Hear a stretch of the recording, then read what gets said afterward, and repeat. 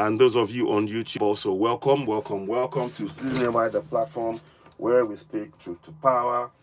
We need your support. So tap on the screen, tap, and share.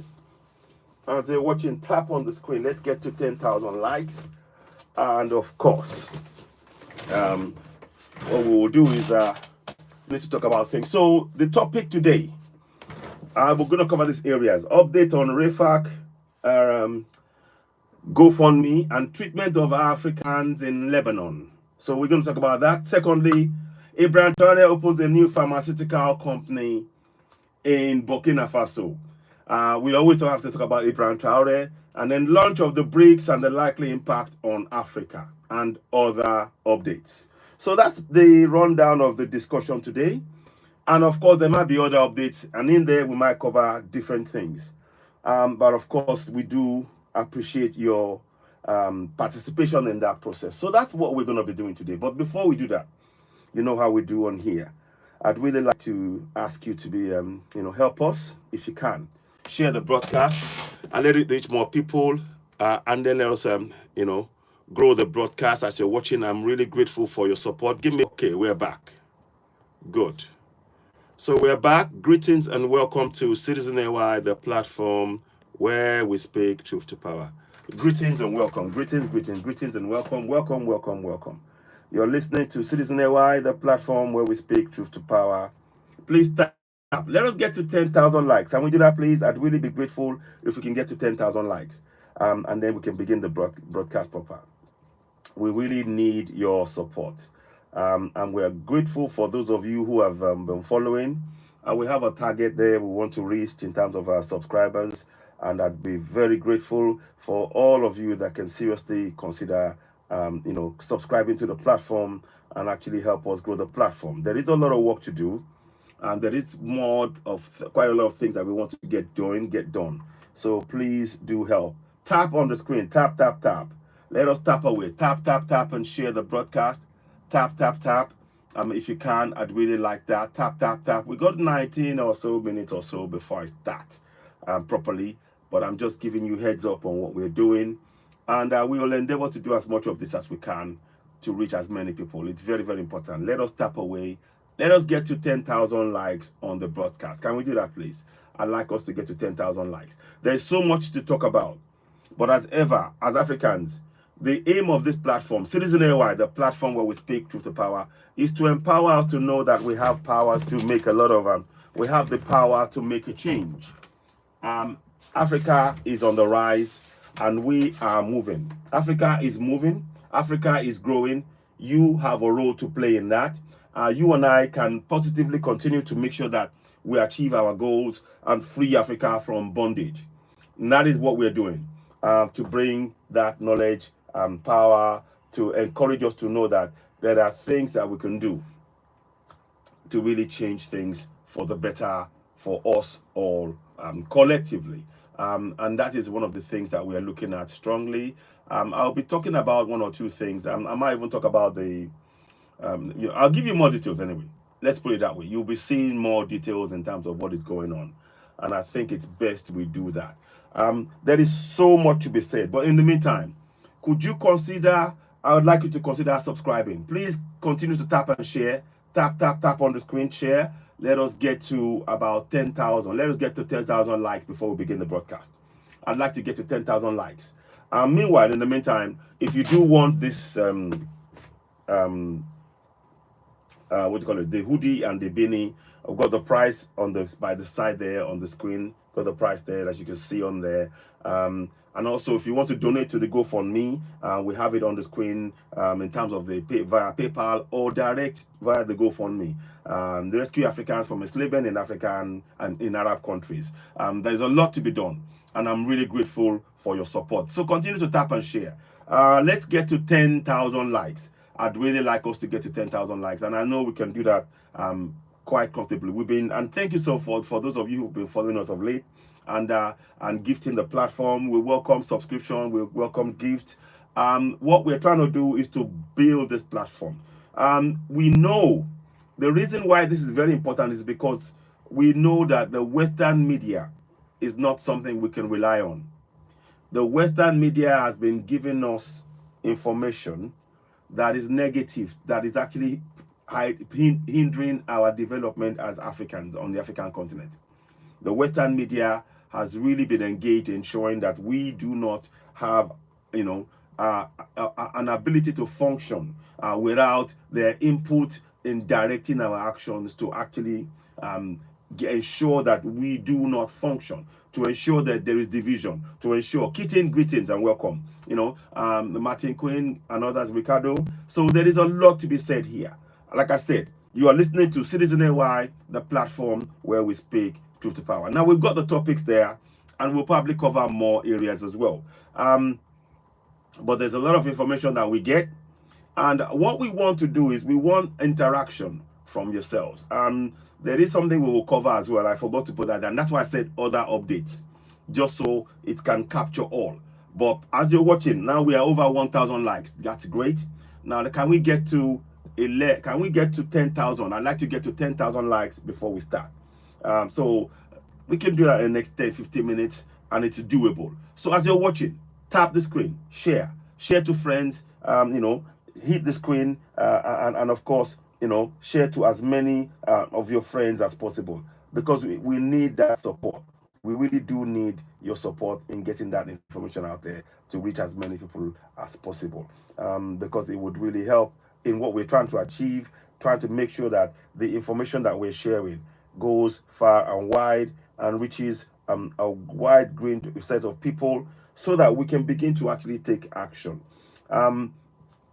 I must admit that the work I'm doing, it is very difficult to, I'm finding it difficult to do the, I do the Yoruba speaking side of it on the other platform, but I'm spending a lot of time here because we know that we need to, the project that we're doing is a massive project that covers the whole of Africa. We're talking about 54 African countries. So what that means is that we put a lot of emphasis in getting the information in a generic manner, in a way that it will capture the imagination of millions, billions of Africans.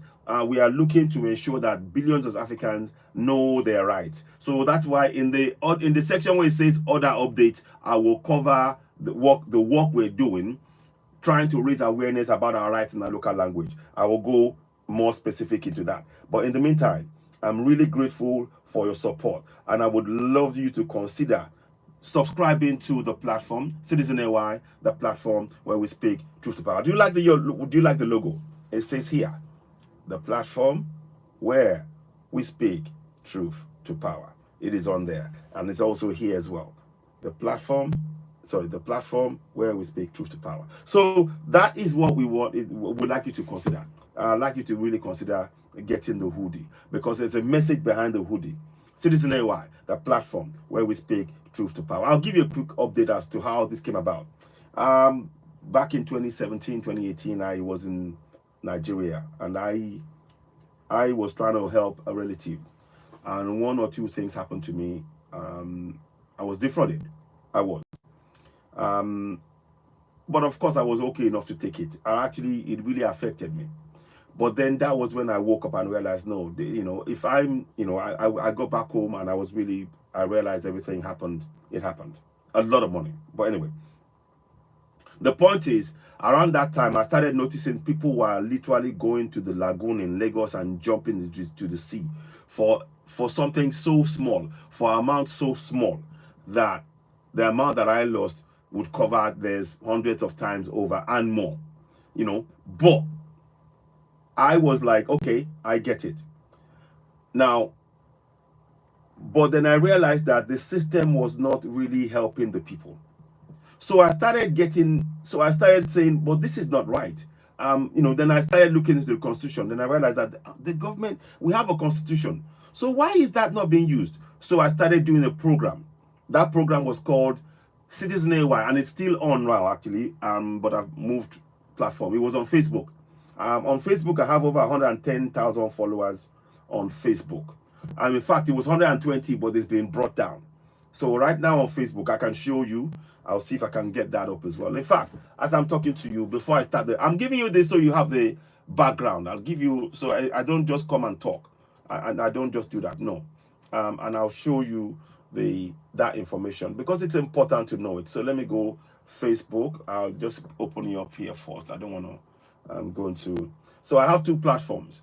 We have over 110,000 followers, and I'm really grateful for that. But Facebook, YouTube Facebook are something of a, they just mess things up and make things difficult. But it doesn't matter. I'm going to show you. So this is my Facebook page here.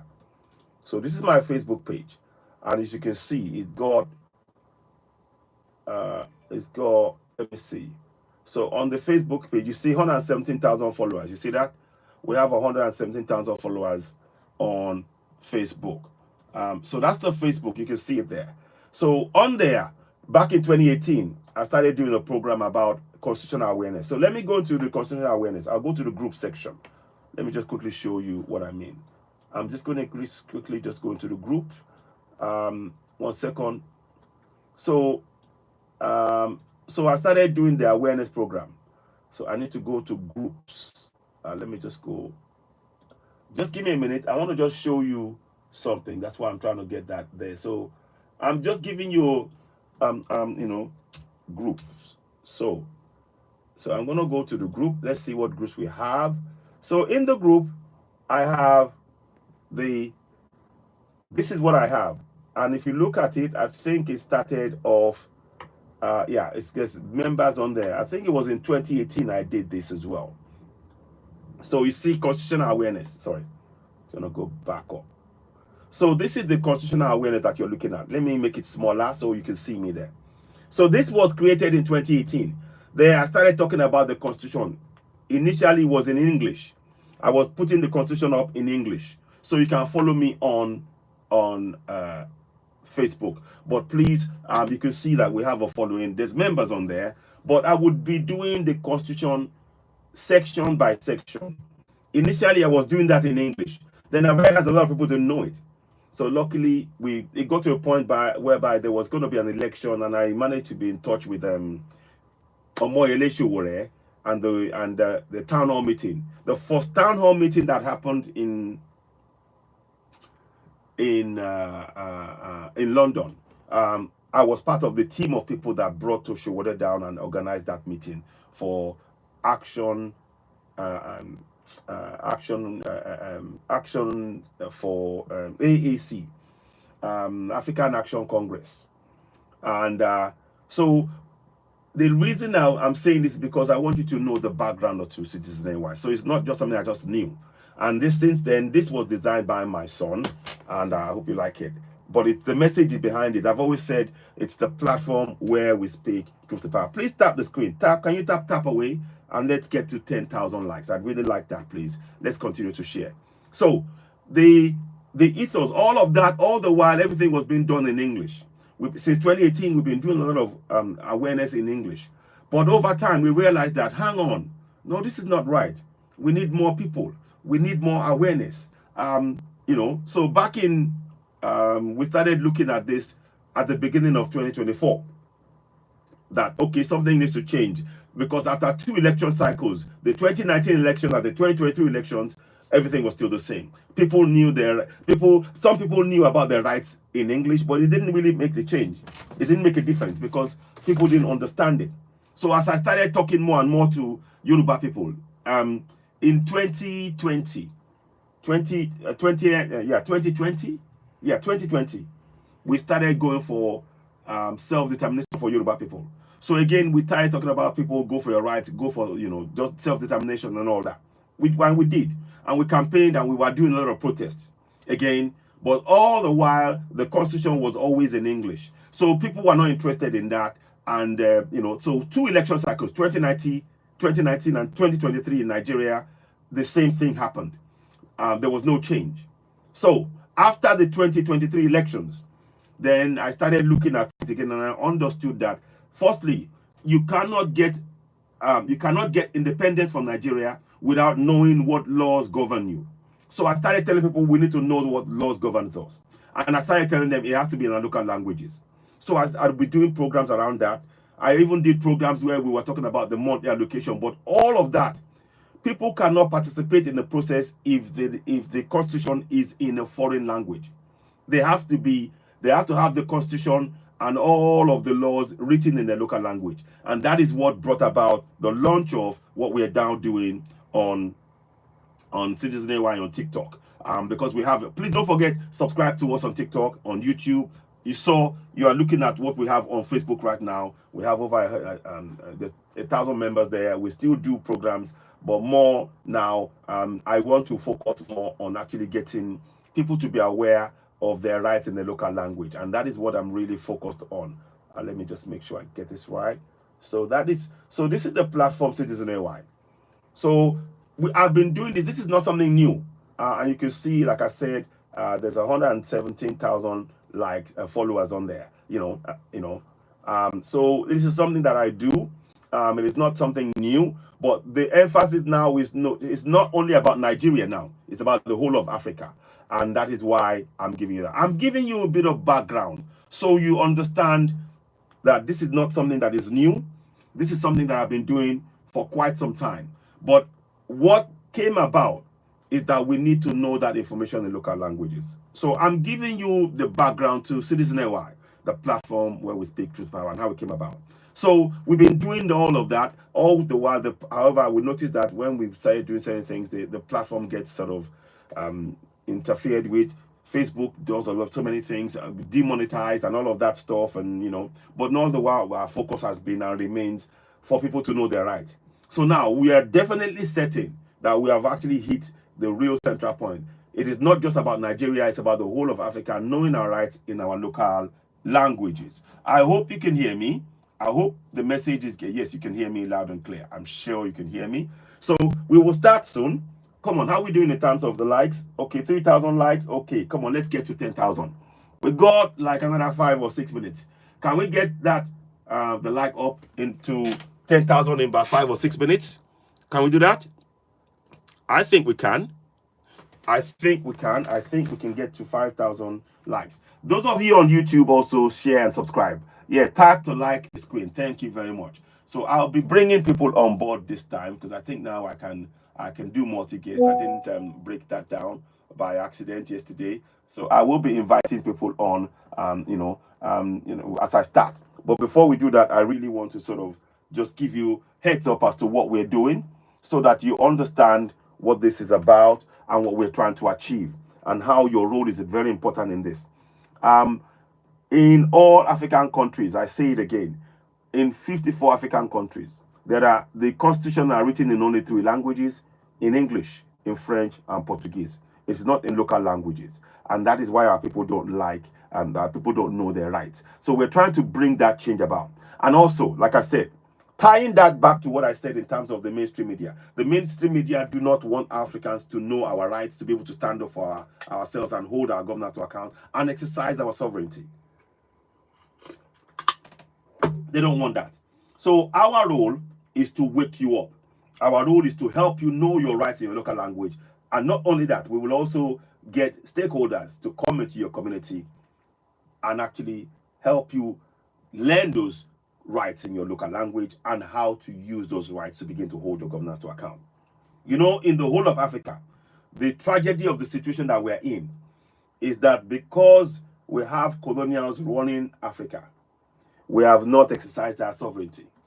The colonials, a sovereign is somebody, for anybody to be sovereign, you have to be of the land. The colonials are not of the African land, and yet they rule over Africa by these constitutions. So we need to break down that hold on us. Again, I say, for you to be a sovereign in Africa, you have to be of the land. And those who are running Africa now, look at South Africa. South Africa is an African melanated nation. But look at what is happening in South Africa. It is being run by colonials. And they've actually, how is it possible that somebody who's got an ancestor, who's got ancestors in Netherlands, in the UK, in France, in Belgium, is now laying claim to land in Africa? That is the problem. Greetings, Grace, greetings. So it is very important. Come on, let's get to 10,000 likes. Come on, let's all get to 10,000 likes. And so I'm saying all of that so that we understand that the mainstream media has been conditioning our minds. I remember many sometimes ago, a lot of Africans would listen to BBC, CNN. We were we were getting information overload, negative information overload. You know, many of our my dad and others, and our elders, they believed that it was in their interest to listen to CNN, BBC, the DW, France 24, all of those, not knowing that those medias were used as a control media. They were waging consistent psychological war and are still doing so till date on the mind of Africa and how we saw things. Greetings, Grace. So much. I'll bring you on board. Let me actually add Grace as she's here right now, because I need her to speak as she's joining, when she can join me as well. So, but please, let's get to 10,000 likes. Come on. I see we're about 3.4 likes. Let's get to 10,000 likes, and I'd really like that. Come on, let's do that. So, but I'm giving you, as you're watching, tap and share the screen. Tap and share. Tap and share. Tap and share. Tap and share. Tap and share the screen. Invite your friends. Greetings, Grace. Let us hear quickly from Grace. Not now. So, Grace, greetings. How are you doing? Yes, sir, I'm good. Good. It's a pleasure to have you. Just tell people briefly what is where you are right now in terms of where you're staying your location right now and what is happening there. Not too much detail, but so people know what we were talking about. Go ahead, Grace, and please tap and share. Let's hear from you, Grace. Go ahead. I'm in Iraq actually. You have been there. I've been here, saying a lot of things in this media, your platform. I think a lot of people know about it. It's just that to remind people not to donate. The Africans here, your African sisters, they are here in Iraq. Not only in Iraq, in Lebanon, in some of these countries, they are going through a lot. So I think there is a GoFundMe and another way of supporting your sisters that are in jails or that don't have the opportunity to go back home. So with your support, they could have the opportunity to go back home and give their testimony. So that's all I have to say. Thank you very much. I'll give more updates on that. But thank you very much. Just stay in the background for now, and I'll come back to you. Thank you so much for that, Grace. Thank you. So I did get you here. So what you're talking about is the GoFundMe. We will come and talk in more detail about it. And there are some things happening in Lebanon right now that relates to it also, and also in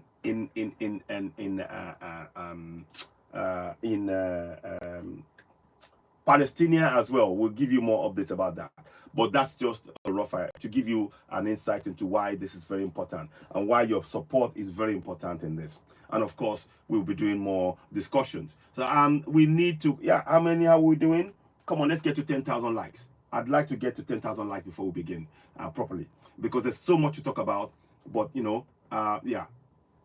very important that we continue to reach more people. Please tap and share, grow the platform. We do need your support. It is really important that you gift the platform. And thank you very much for the gift. Mzigama mi Ngidiza Mwelase Ngidiza Mwelase. Greetings and thank you so much. I hope I'm saying it right. Do beg your pardon if I don't say it right. Thanks so much. Let me just make sure I am.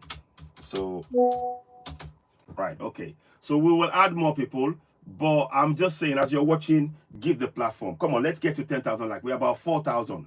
So we are almost halfway. Let us get to 10,000. So going back to what I was saying, a lot of our people in the olden days, okay, I'll come back to you again, Grace, and I'll talk more about that. In the olden days, a lot of people we had TVs, the black and white TV. So the news we will get was local, like, 1 or 2 channels. Then over time, then we had the channels. So a lot of people like watching BBC, CNN, France 24, all of those ones. And what they were doing was conditioning our minds to accept what was going on. Who remembers the We Are the World in 1990 something? Is that in 1989 or something? Ethiopia. when they said that Africa is poor and everything else, and we are the world and all of that stuff. This was all to engineer to control Africans, to make us believe that we are poor on the African continent. None of us knew that we had resources. None of us knew that we were rich. None of us knew any of this. We didn't know any of this. So 1 second, let me just say, let me see. Hello, Grace. I'm live right now. 1 second. Oh, let me come back. I think, let me see. She's talking to me. Let me go. 1 second. I just got a call from Grace. Okay, I'm going to answer her. Yes. Hello, Grace. You're live on air right now. There is no sound from your side, so I decided to call you here. Thank you. Sorry. Yeah. Sorry about that. Sorry, guys. Yeah, thank you very much. Thank you. Yes, I muted myself. I muted myself by accident. So, but I'm here. Sorry. So, greetings. So, as I was saying, thank you very much, Grace. So, yeah, like I was saying before, sorry about that. Yeah. So, what we are trying to do now is to raise the awareness. So, back in the earlier on, our parents used to listen to CNN, BBC, ITV, DW, France 24. Yeah. Thank you very much. We're back now. Can you hear me now? Can you all hear me? Sorry. Can you hear me now? Can you hear me? Can you guys hear me? Can you hear me? Tap yes if you can hear me. Tap yes if you can hear me. Grace just told me. Apologies. I was talking away there.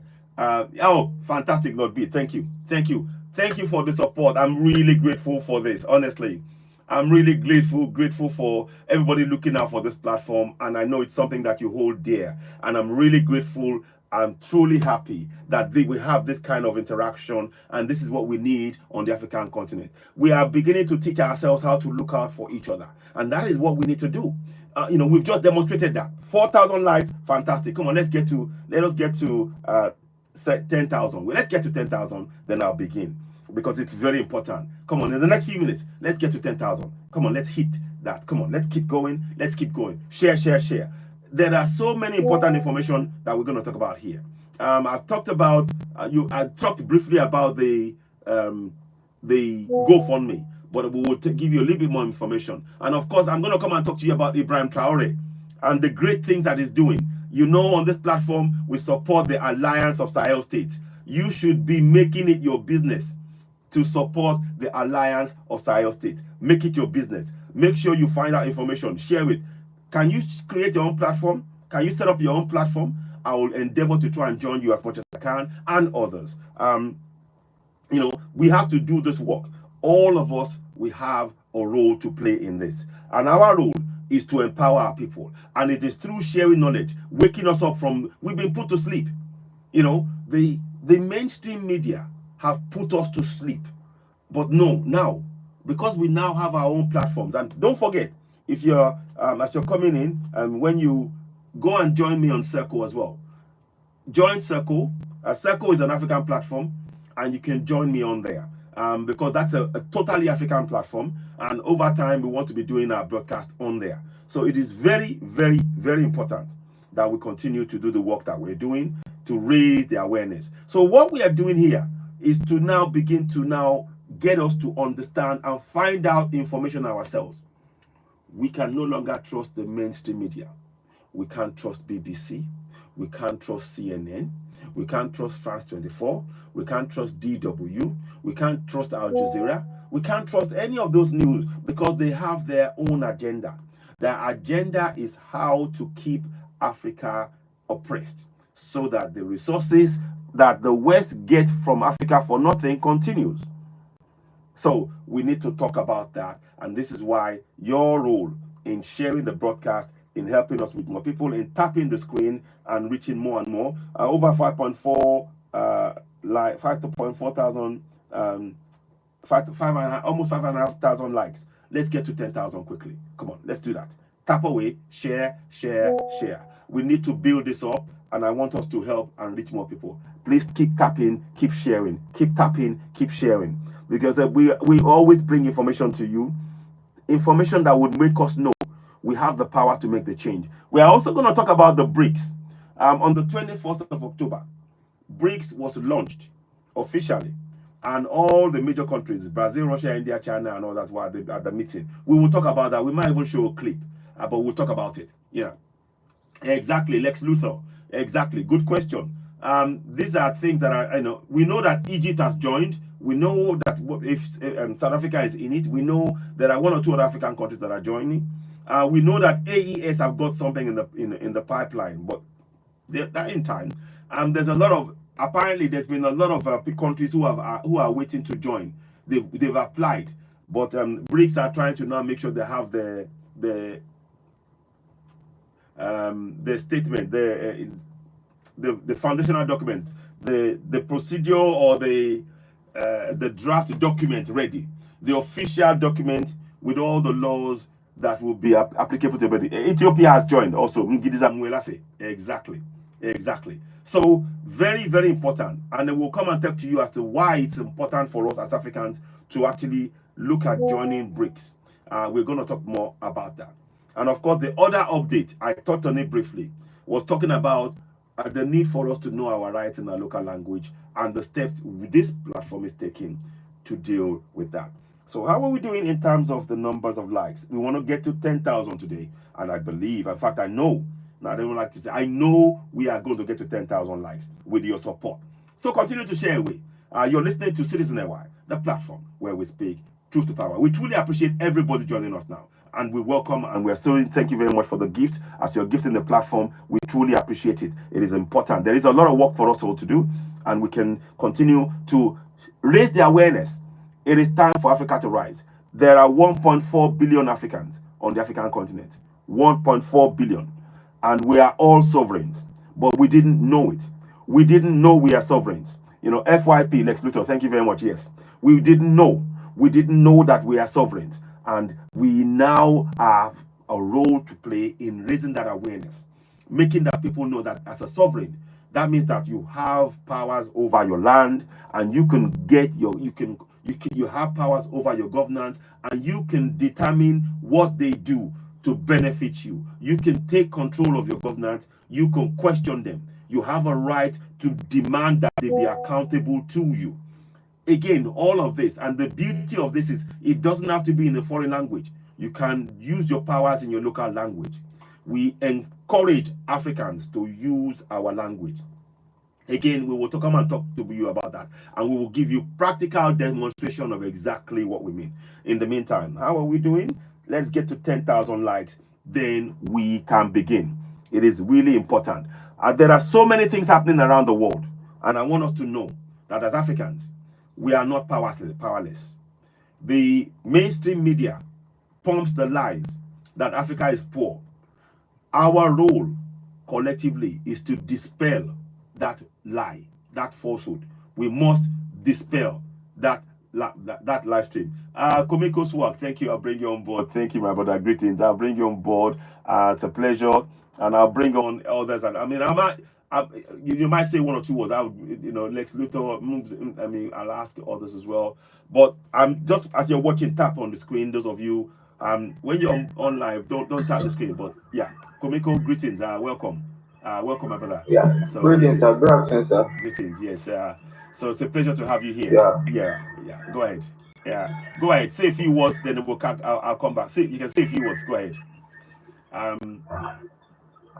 Sir. Yeah. Thank you so much. I'm just joining the program, and I haven't heard any topic yet. But that's fine. I really love what you're doing. Thank you. Yeah, I really love your work because I followed you up yesterday, and I heard everything you said. Truly, but I heard about our ladies in Arab countries that really need our help, but here in Nigeria, I don't know how I can help because you can. There's no way I can transfer money from here to that side. We are working on something, but we will see what we can do. That's a good point. We're working on something, but we'll see what we can do. I might be able to actually set something up, but we'll see what we can do on that front. But very good point. Thank you for that, Komiko. Very good point. Okay, I'll come back. Thank you, sir. Thank you. Okay, so Yeah. So Yeah, so that's Komiko there, Komiko Swad, and it's a good point. Actually, I have an idea on that, because we want actually Africans on the African continent to be able to donate and help, you know. So we have an actually I have an account which I'm actually going to share, particularly in Nigeria. But we will see how we can do that. I'm going to talk to one or two people, make sure gets done. But I'll come back on that. So let's hear quickly from Ngizila Mwelase. Ngizila Mwelase, greetings and welcome. Let's hear from you briefly, then I'll come back. Thank you very much. Go ahead. Good afternoon. Good afternoon. I'm so happy again. I'm back on this live. It's quite a constructive live. It's quite progressive. I'm just happy. I picked up 2 topics that you mentioned. Let me say 3. The topic of media. Then it comes to BRICS and how our people are treated in the Middle East. On the issue of media, may I appeal to our fellow Africans who have resources to strongly work on that, because the media is the one that is used to maintain our people not properly informed. They are the ones used to program our people. Yes. We have a situation in countries like Southern Africa where only certain news media centers are owned by one company or a few corporates, and they push a certain agenda to instill in the minds of our people. Hence, you will find that South Africa has a big problem of people not to understand the African agenda simply because they are fed poison by the media, and there are no Afrocentric media houses in South Africa. Any media house that comes in and it's progressive, it will be shut down. Exactly. I will give an example of NN7, which was owned by an Indian family company, which ended up being taken out of multi-choice because the white monopoly capital has been against it. It was telling people the truth, diverting people from the main agenda, from the mainstream media, and then they had to team up against it and took it out of air. I'm happy there is one Mzwanele Manye who wants to bring the house back into air, hoping that they are not going to target it as well. Media is a big problem. With very serious one. NASPAS, BBC, Sky, and many others who are all part of one same media company managed from the US.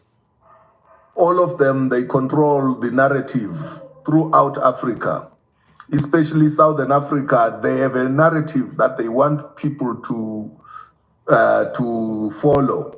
As a result, they control us. They control how politics go. They control how people think. They control how people behave. Even they program the people to hate themselves, hate anything African, and praise anything European. The media is playing a very big role, and we have to deal with it. I would be happy if people like Dangote and others, guys with money, they can invest in the media well and bring media houses that are Afrocentric. The Arab nations and the way they treat our people, I would strongly say the weakness there is in our governments, because all those countries have got ambassadors from all our countries. I tend to ask myself a question: what is their role there? What do they do there? Because even when it comes to import of things like energy products. Even if we have to import from the Arab world, it has to go through the United States companies. And when the products get to Africa, they are far more expensive. And the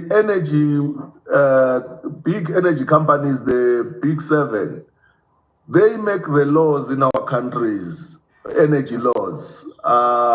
They control where we can buy our oil, where we can buy our gas. We have to buy it from Saudi Arabia because American companies are in Saudi Arabia. We can't buy from Iran. We can't buy from Russia simply because it's set up in the system. So to dismantle the system, we have to make a lot of noise to our governments. We have to make as much noise that the world will understand, and our people will understand exactly what agenda is there in Africa. I'm happy about what the three brothers there in the Sahel are doing. Never covered in our media. That's another thing you must know. They are never, whatever is happening in the Sahel is never covered because people will be informed. We only highlight it in these lives like these ones in the social media, but not in the mainstream media. So it's a big problem with the mainstream media. Those who are progressive are demonized, and those who are their puppets, they will be praised no matter whether they are in a dictatorship government. We have a serious problem in Africa, especially in South Africa. The current government that's there is not people-centered, but it is centered in Europe. It's controlled in Europe. It's controlled in the USA. But fortunately, the previous government pushed us to BRICS, and they wanted to pull our country out of BRICS, but unfortunately, they had opposition within the governing party, because there are people who are progressive in the governing party, but they are now being overpowered by the paid agents of the system. So the issue of the system is the big problem. Thank you. Thank you. Thank you so much, my brother. Thank you for that update. Thank you for you touched on very important points. I'm really grateful. I'm going to come back to you and talk more. Lord B, give me 1 second, Lord B, I'll come back. I want to just make sure we hit 10,000 now. We are about 8,600 likes. At 10,000, then I'll begin and give you the updates that we have on here. But this is why the things that Mgizila talked about, the things he talked about are very important. We don't have our own media. That is why the social media like myself and others is so important. And your contribution in supporting what we're doing, in giving us that moral support is very, very vital. Because we are giving you information that, like Ngidizila said, you will not get information about these three men on the mainstream media. They don't want you to know it. You will not get information about the work that you're muted on TikTok. We can't hear you. Can you hear me now? Oh, sorry. Hello. Sorry. Hi. Thank you so much. Thank you. So yeah, thank you very much, Ngidizila. What my brother said is very important. We need to be very aware that we need to support our own media platforms like this, Citizen AY, the platform where we speak with the power, and other media who are coming out, sharing information, giving you updates, regular, timely updates about what is happening. It is vital that you provide that lifeline, that support to us in when we come out and share information, that you share it. Because this is the only way we can get proper, unadulterated, and truthful information to our people. Because we need the correct information to be able to make informed decisions. Many of us are not aware of the rights of the kind of information that we share here to enable us to come up with the right information, decisions about what we do on our continent. And we need to make sure that the likes of the great men like this, we bring information about them out on all platforms. Because we know the mainstream media, They always paint Ibrahim Traore of Burkina Faso, Assimi Goïta of Mali, and General Chiani in the negative light to turn us away from them, because the mainstream media has been allowed to have that kind of psychological power over our minds. This is about mind control, and we need to dispel that by sharing information such as we're doing now. So it is really important that when we come on air, that you join us and you also contribute, because it is also in you. This enables you to now begin to participate in the process. For so long, we will just suddenly hear, oh, they signed a communique, and that communique is going to impact your life, and you don't have any say in it. That has been going on for so long that many of us have been conditioned to accept that kind of thing, that we've been conditioned to accept that we don't have a say on what happens to us on our continent. We need to change that. Part of changing that is to have platforms like this where we come up and we do research and we bring it to you and we update you on what you need to know. And importantly, you need to share that in your community. And on this platform, we encourage every single African in all parts of the continent to be proud of their language. Your language is your birthright. Nobody has a right to look down on your language. If you are speaking Kikuyu, if you are speaking Swahili, if you are speaking Ga, if you are speaking Gambian language, Sierra Leonean, whatever language, you need to be proud of it. And more importantly, your right has to be in your language.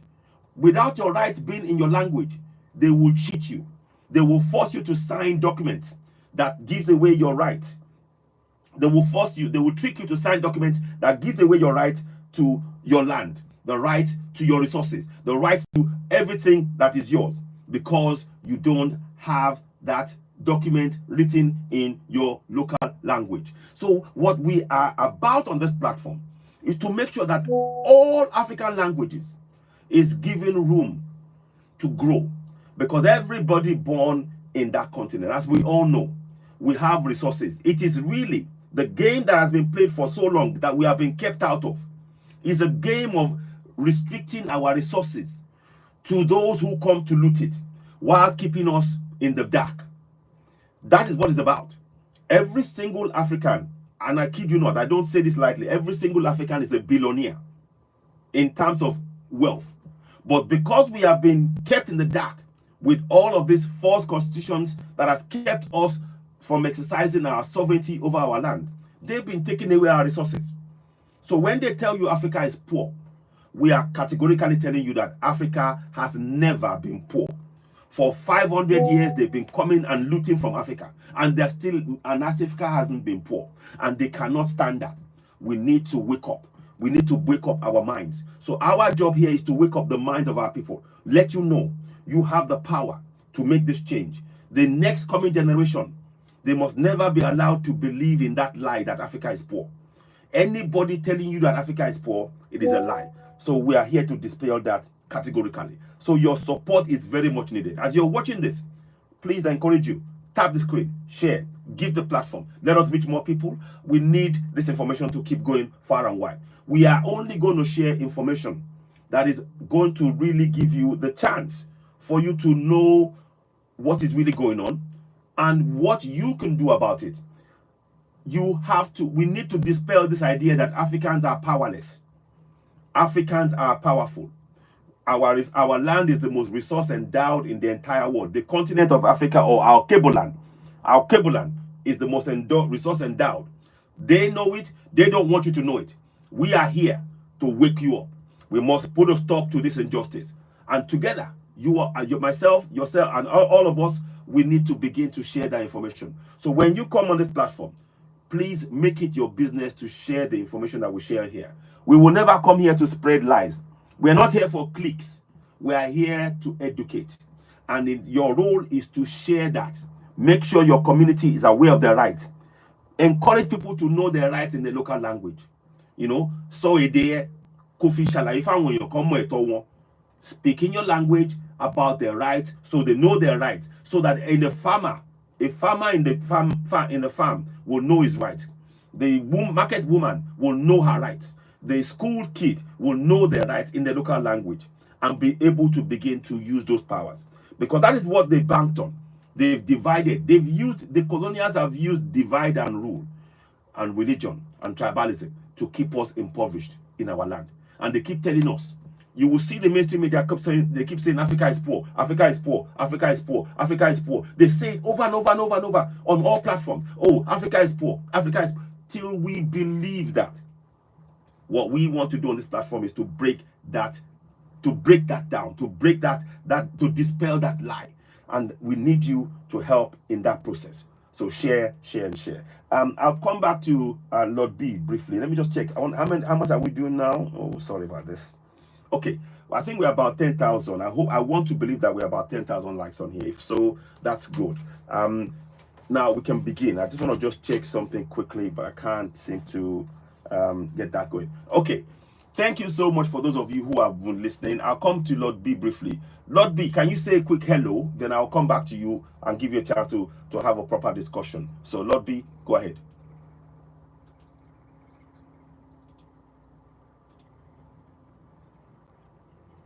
Oh, okay. I think he's got network issues. Okay. Meanwhile, I'll just make sure we check this in the meantime. So we're just checking something. So we'll come back to that briefly. That will be back shortly. So just bear with me. So, greetings and welcome to Citizen Air, the platform where we speak truth to power. Just want to check something briefly, right quick. Can I do that? Is it possible? We're checking as we're going along. As you're watching, please tap and share the screen on YouTube. We really appreciate you. There's a lot of work to do. Hello, sir. Sorry, I'm in a noisy environment, so I might hold on for now. Maybe Okay, great. Okay, that's fine. Thank you. So, yeah, thank you very much. So, guys, just 1 second. So, we're going to start off now. Let me start off by singing the introduction song.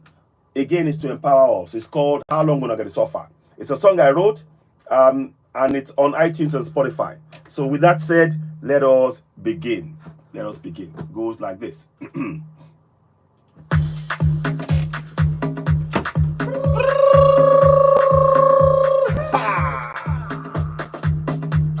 Isn't it why? My people, oh, I have to salute. Hey. Me una here. Yes, sir. Here we go. How long? How long gonna go this suffer? How long? How long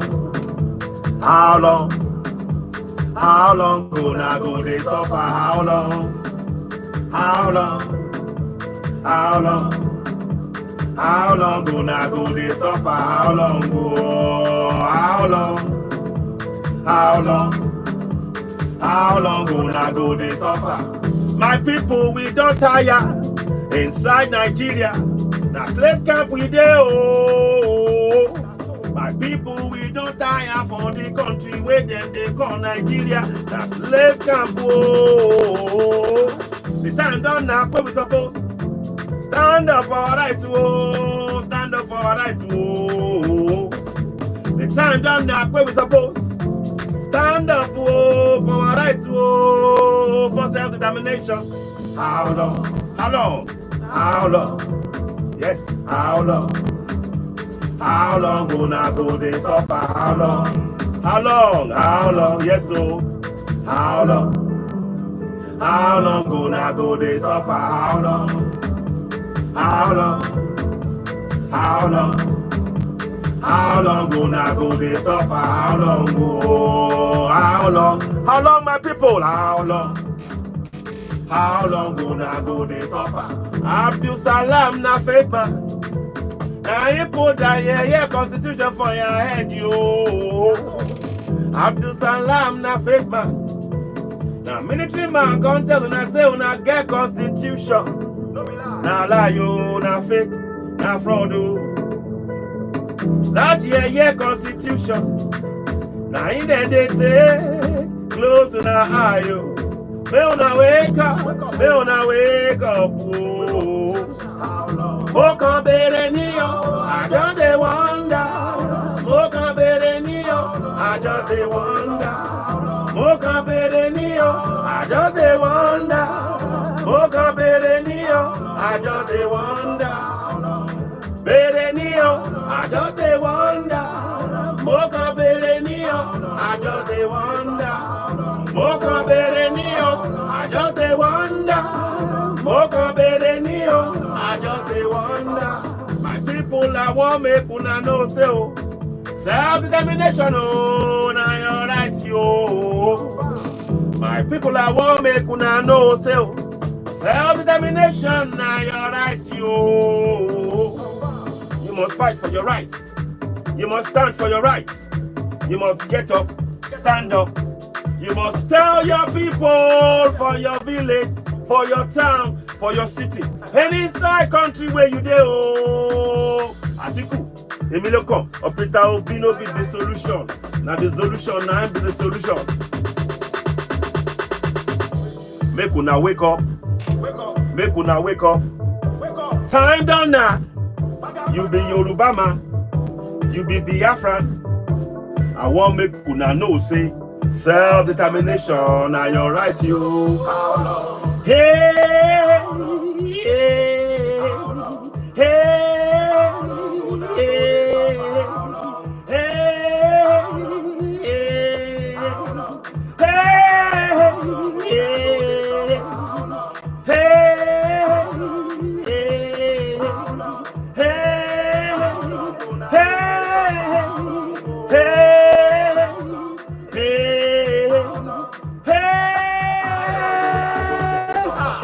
Yoruba land na your land yo. Middle belt na your land yo. Hausa land na your land yo. Biafra land na your land yo. No be Nigeria. No be Nigeria. No be Nigeria.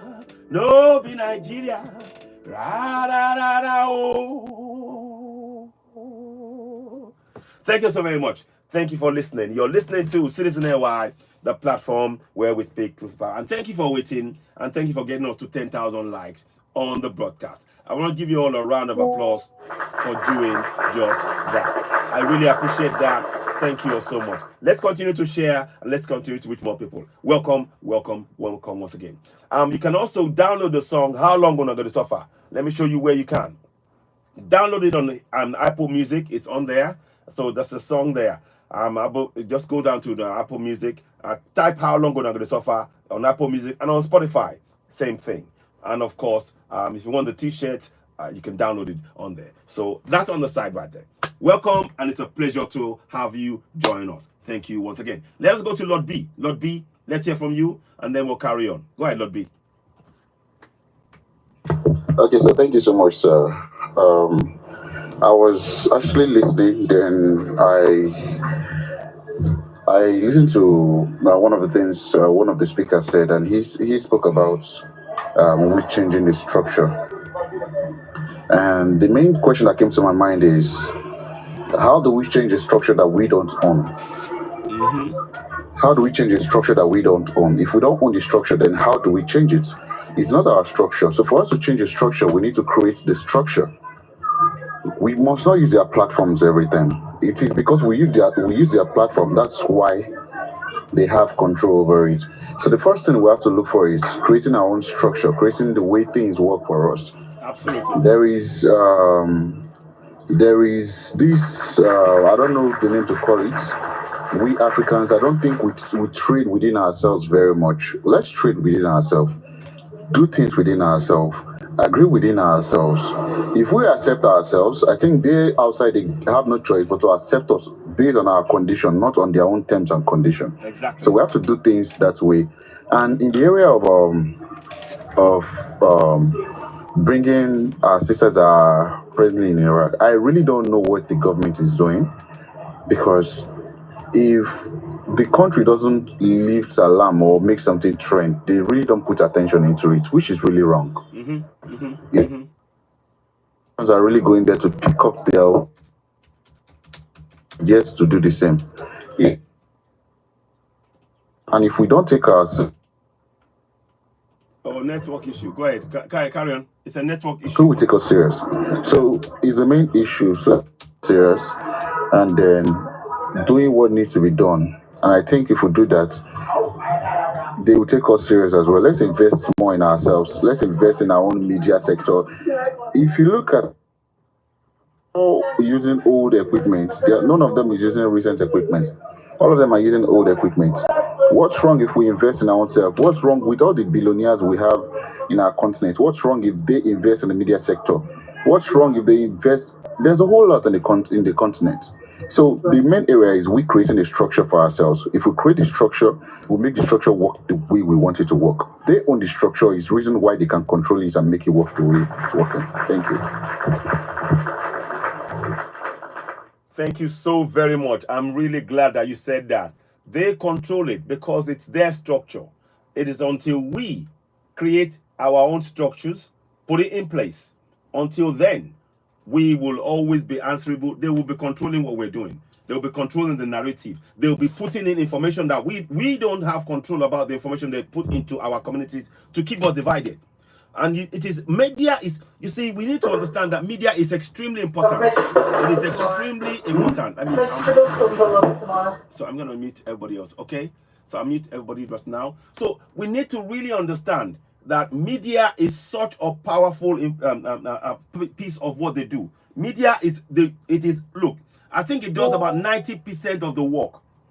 Media does 90%. It conditions the mind of the people. It makes you, it programs you to accept the injustice that you're being faced with. It tells you what to do. It instructs you, all of that. And for us to totally leave that in the hands of those who have been colonizing our continent, it is unacceptable. We can no longer afford to do that. Lord B said something. He said we need to invest in our own. We are calling on all right-thinking Africans.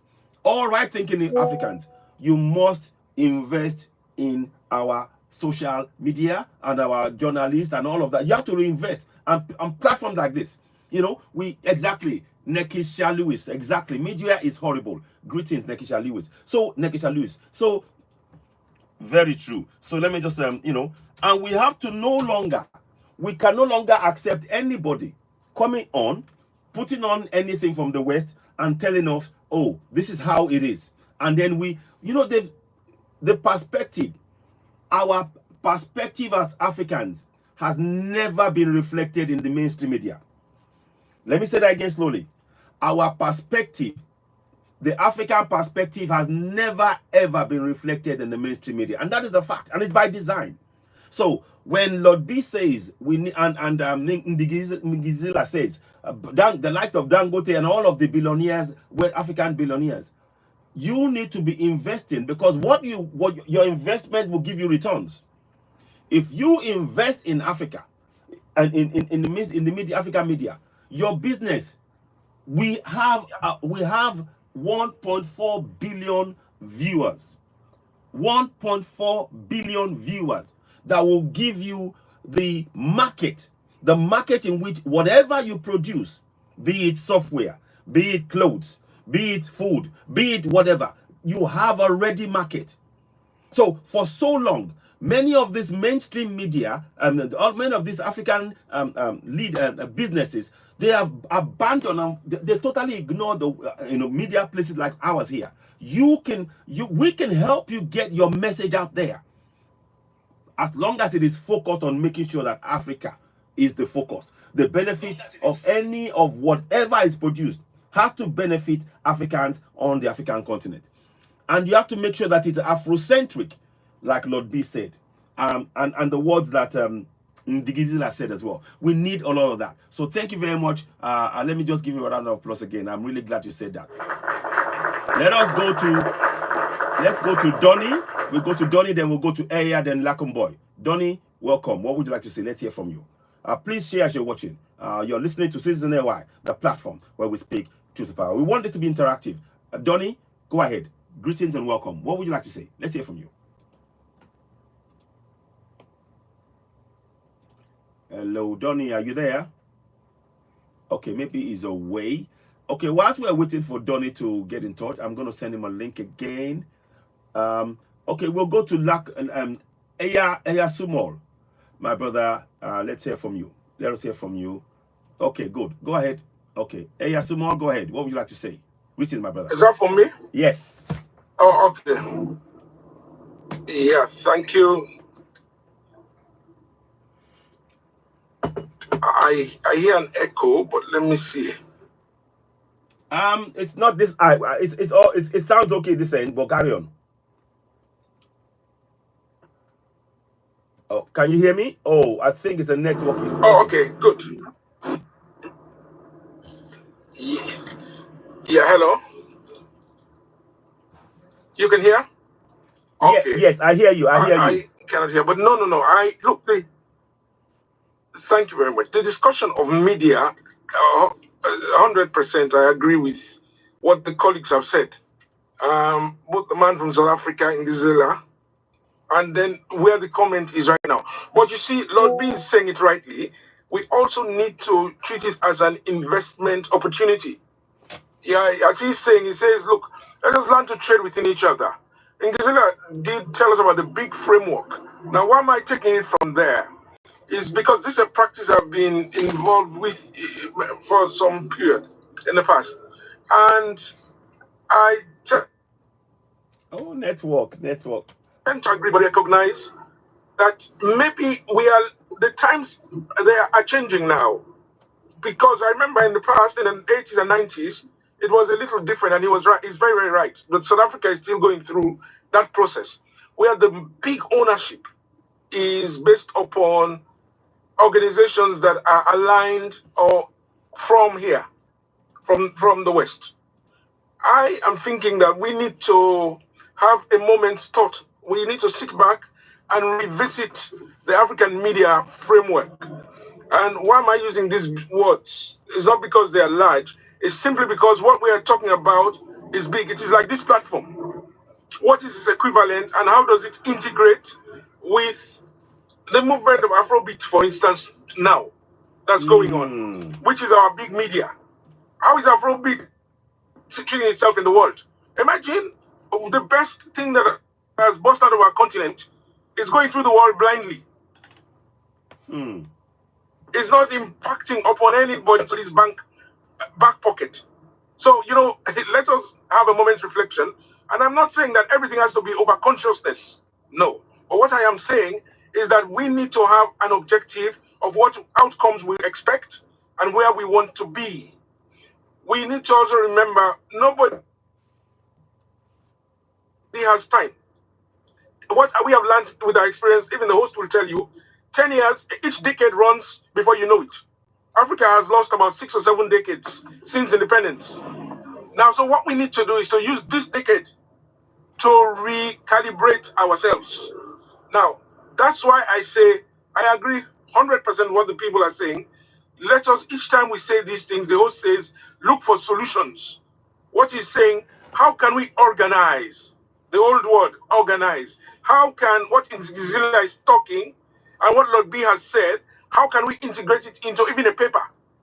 Because starting with a paper can come some discussion and a framework. Look, I am looking forward to us having moments when we can sit down and say, this meeting is for media. Let us talk about what is going on. People do the research and people bring out the background, because Africans said it some time back. In our genes, there are solutions. Africans are very adaptable people. The only thing is we're adapting to what somebody else has created. What is convenient for somebody else. It's like where the man says we buy our oil from. It is where the man says we get our resources from. It's the banks we go to. They are called Bretton Woods. Those institutions. Their solution has never had anything to do with you as an African. No. Beyond the fact that the relationship is you're a customer and a client. So it's client control. What I would suggest to us, let us try and change the client control order. This is the main thing. And this is the reason I come to this platform, is to help to speak to brothers across the continent. To say, brethren, we were in this so many years ago, they used to brand us. When you do this, they call you Pan-Africanist. Yes. That's one of the most interesting words. Now, we move from Pan-African, it's civil wars in the countries, so tribal things. Look, this is all a mistake. We're just one brand, one group of people. Let us use this opportunity to start to revisit the problems that we are seeing are inherent, but we can help to change it. This is the part of our generation's job. Please let us meet and talk about media. But all of what you said is correct, and I used to be an editor years ago. But you are 100% correct. And I edited big national papers. So what you're saying, you're 100%. This one, there's no joke at all. But we can change it. Yeah, we have better opportunities now. We have social media. Look at us sitting here. You don't even know the boundaries to which you're talking, because we can be boundless. This is what we were waiting for all the time. They used to put us in a cage. If you wrote Yoruba media, you are in one direction. But now we can, and this is my only suggestion here, let us treat it as an opportunity. The words that have been said by Ngizila is correct. Lord B is correct. Let us use the opportunity. Thank you very much for a start. I'll come back later. Thank you. Wow. Wow. Eya, my brother. Eya, my brother, thank you so much. You're always on point. And you know, you are one of the mature people on this platform that really hits the nail on the head. And you know what you do? You look both ways. You always give us information about the past and how it impacted us and how it got us to this point. And then you point the way to the future. I like what you said. You know, we must change the client control order. That is really important, because they have made us to become a customer to whatever they produce. And it is from our stuff that they take to produce whatever they produce, and they get us to buy it at twice the amount. So this is really important for us to understand. That media space we need to control. I am so grateful. Thank you so much. And I'm sure many of us are listening. As you're watching, please do share. And we need the support. And again, I key into the point you said there. We have an opportunity. This is now an opportunity for us. Let us use it. Let us build on it. Please support this platform. You're, of course, listening to Citizen AY, the platform where we speak truth power. Thank you so much, my brother. Let's go to Lacom. Lacom, boy, go ahead. What would you like to say? Let's hear from you. Komiko, I'll come back to you briefly. Okay, Lacom, go ahead. Hello? Yeah, go ahead. Can you hear me? Yeah, I hear you. Loud and clear. Loud and clear. Go ahead. Go ahead. What is the topic of the matter? Well, we've got the topic on the screen there. We have the update on GoFundMe, treatment of Africans in Lebanon, Ibrahim Traore. I will talk about it. He's opening a new pharmaceutical company and also something else, and also the launch of the BRICS. But what we talked on there briefly was the role that media, the Western media, has played in oppressing our mind, and is it time for us to have our own media? That was the other update. But yeah, so if you want to say something like that, go ahead. Go ahead. Okay. So the points are almost similar, but dive into the same point, dive into the same direction. Okay. Yeah. You know, the BRICS alliance they are holding now in Russia is one of the most important things that I can tell you, my brother. If you are an African head of state with your good mind, you love your people, you need to apply.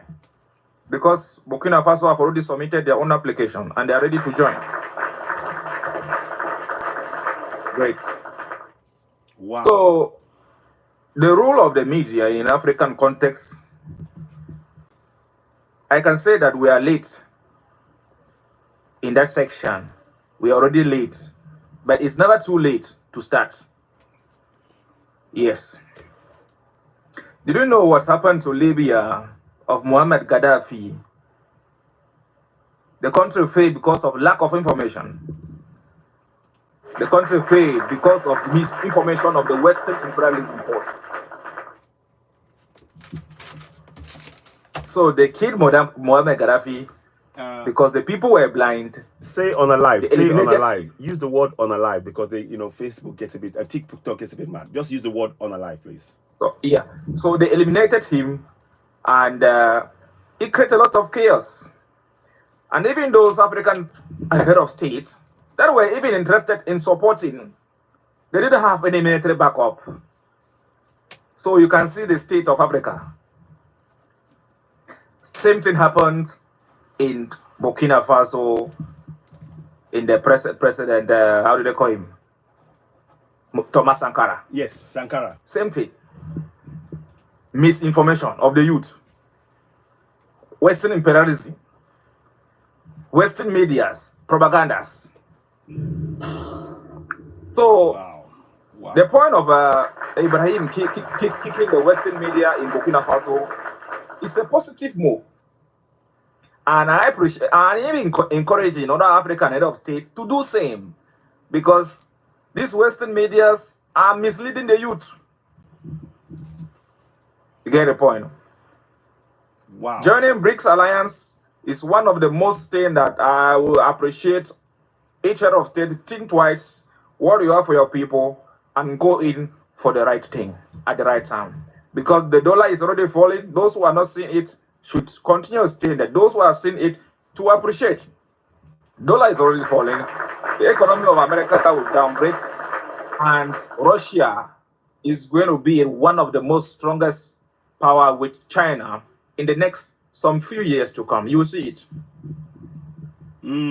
We can't be under imperialism of Western culturalism for a long period of time and still yet no development, no advancement, especially African continent. My brother, you are doing a good job.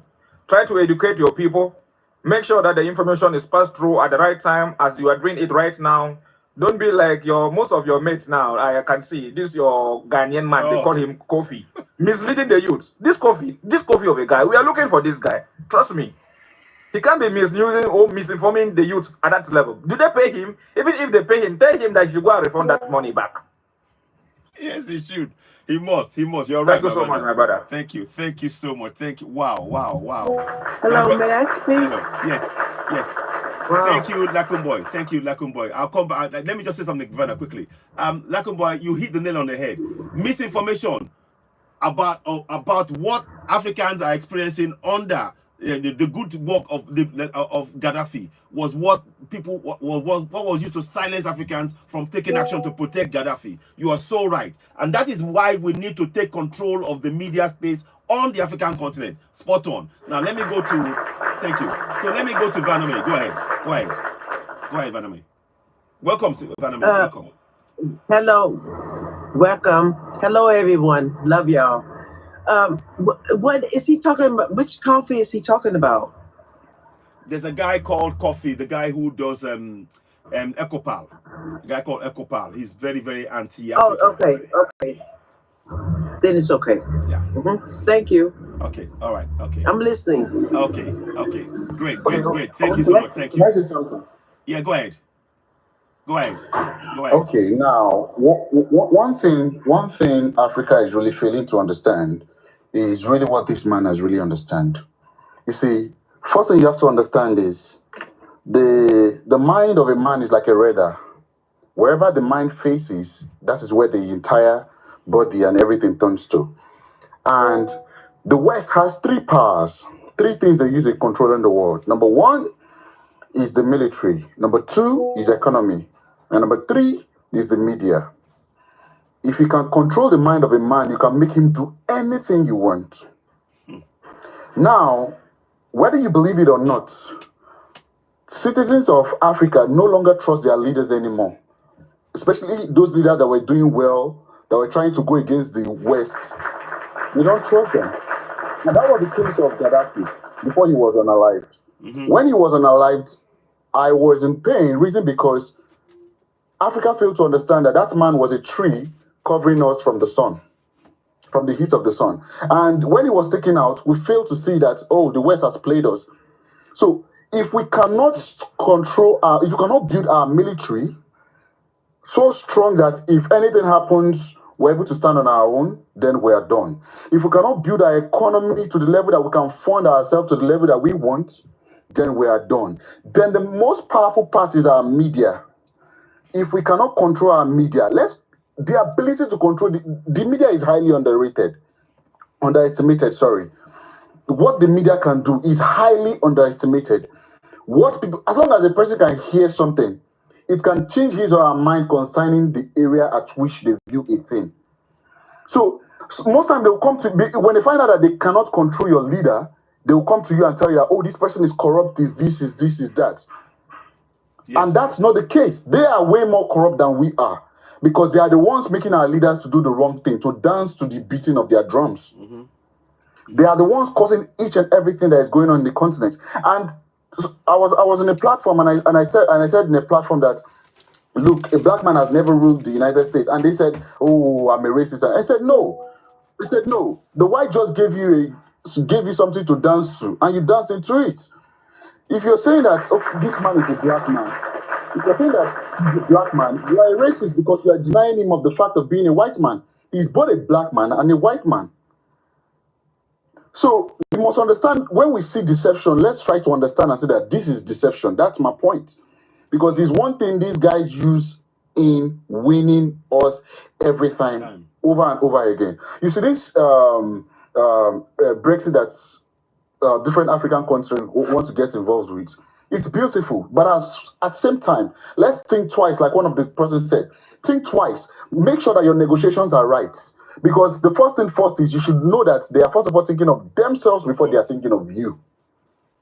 So if I'm giving you 15 naira, I should be able to get something that is worth that 15 naira from you, not you getting something that is worth 1,000 naira from me. So that's all I have to say. Control the military, control the economy, and then control the media. If you can control those three things, you have rule over your country. Wow, thank you so much, Lord B. That is so right. You control your military, you control your economy, you control your media. And this is what, if you look at what Ibrahim Traore is doing, he's doing exactly that. The media space, he doesn't allow any Western media to say anything about the country or be in the country to say whatever. The military, you already see, he's not allowing the French or anybody to be coming into that space and saying anything.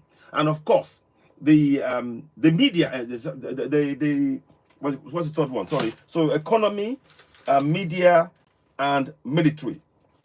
So he controls the economy. I'm going to go and briefly talk to you about what he's doing now, in terms of the opening up factories and things. So that is really important for us to understand. And that's why we have to make sure that this media that we're talking about, we take it very seriously, because it is going to be influencing the mind of our people. We have to become very, very savvy to make sure that on the African continent, 1.4 billion people, we cannot allow any kind of negative information about themselves to be fed into them. Because guess what? When you feed that negative information, they will push that out, that same negative information about themselves, and they will act on that information. And that is why we need media spaces like this platform, where we are here encouraging Africans to speak up, to actually begin to hold their government to account and raise awareness and communicate and get us used to solving our problems. We want every single African to know you have the power to solve every problem. There is no problem that you can't solve. There is no problem with critical thinking that cannot be solved. And I need us to inculcate that into our young. And many of us have grown through life accepting.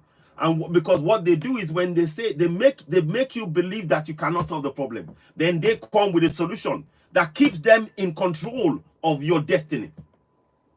You understand? They control your mind to make you believe that you have no idea of how to solve any problem. Now they come up with a solution that keeps them in control of your destiny.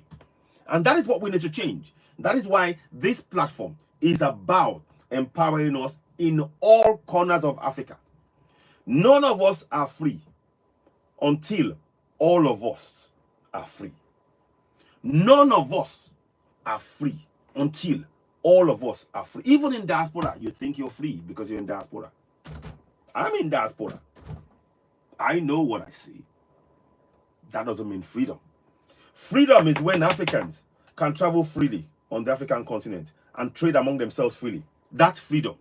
Freedom is when you can actually get benefit from your resources in your land, in your currency. Freedom is when your currency is no longer worth a penny of the European currency. That is freedom. Freedom is when you can hold your government to account and you can get good roads, water, light, schools, bridges, healthcare, safety, security. That is what we are talking about. So it requires us to now look at the medium of getting information is now very critical. And we cannot allow negative information. Religious information should be bad. We should censor it out of what is going on right now, because it's the most powerful tool that has captured the minds of millions of Africans. And you can see the work that Ibrahim Traore is doing. He is doing an amazing work. Let me just come back. Let me see. Somebody wanted to come in there. Let me see. I saw somebody sending me an invite. So let me just quickly see if I can bring them in. Please don't mind me if I didn't beg your pardon if I didn't respond. But I do try and answer as often as I can. Give me 1 sec. So okay, Nzigida is back. Okay. So who wants to speak? Okay, Vaname, you want to say something? Go ahead. Oh, Alkebulan, of course, I'll bring Alkebulan as well. Okay, Alkebulan is there. Okay, Ngizila, you wanted to speak? Then I'll bring Alkebulan. Go ahead. What would you like to say? Oh no, I was left behind. Let him talk because I was busy at work a little bit. Let Alkebulan speak. Okay, thank you very much. I'll come back to you. Thank you, and thank you for your words. Triggered a lot of positive discussions, and it's got a lasting impact, and I'm really grateful for that. Alkebulan, my sister, greetings and welcome. What would you like to say? It's a pleasure to have you join us. Let's go. Let's hear from you, Alkebulan. Oh, okay. Yeah, go ahead. Vanna, I'll come back to you. Greetings, my brother. I just joined in now. I don't know what he was talking about, but obviously Africa United, we're trying to give the world the how you say. I know what you mean. Sorry, I have a baby in here. I understand. Holding me. I understand. We're telling people, we're telling people, so we need the youth to be open. We need the youth to give leaflet to the children. We need the schooling to change. Exactly. We need the food. Everything we put in our mouth, we have to really see it. From the soap to the toothbrush to the everything, really, because everything is poison, So that's very important. So when we are healthy, the government is healthy. When we are healthy, we can fight more. Exactly. So that is my message for now. Thank you. I leave it to somebody else because I'm quite busy. I understand. Thank you. And welcome. A very good message as well. Very important message. I'll meet you. Bless you. Thank you. You too. I share. Now, okay. So whilst we are doing that, thank you very much for that. Everything we put in, you see, I said it. Everything we put in our mouth is very important. Okay, Vaname, go ahead. Let's hear from you. Vaname, go ahead. Yes, thank you so much. Hello to Akabulan, Queen Akabulan.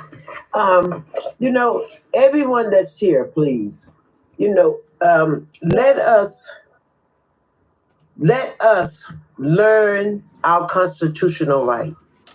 Everyone that's in here, then you'll see that the action that the three are doing is constitutional.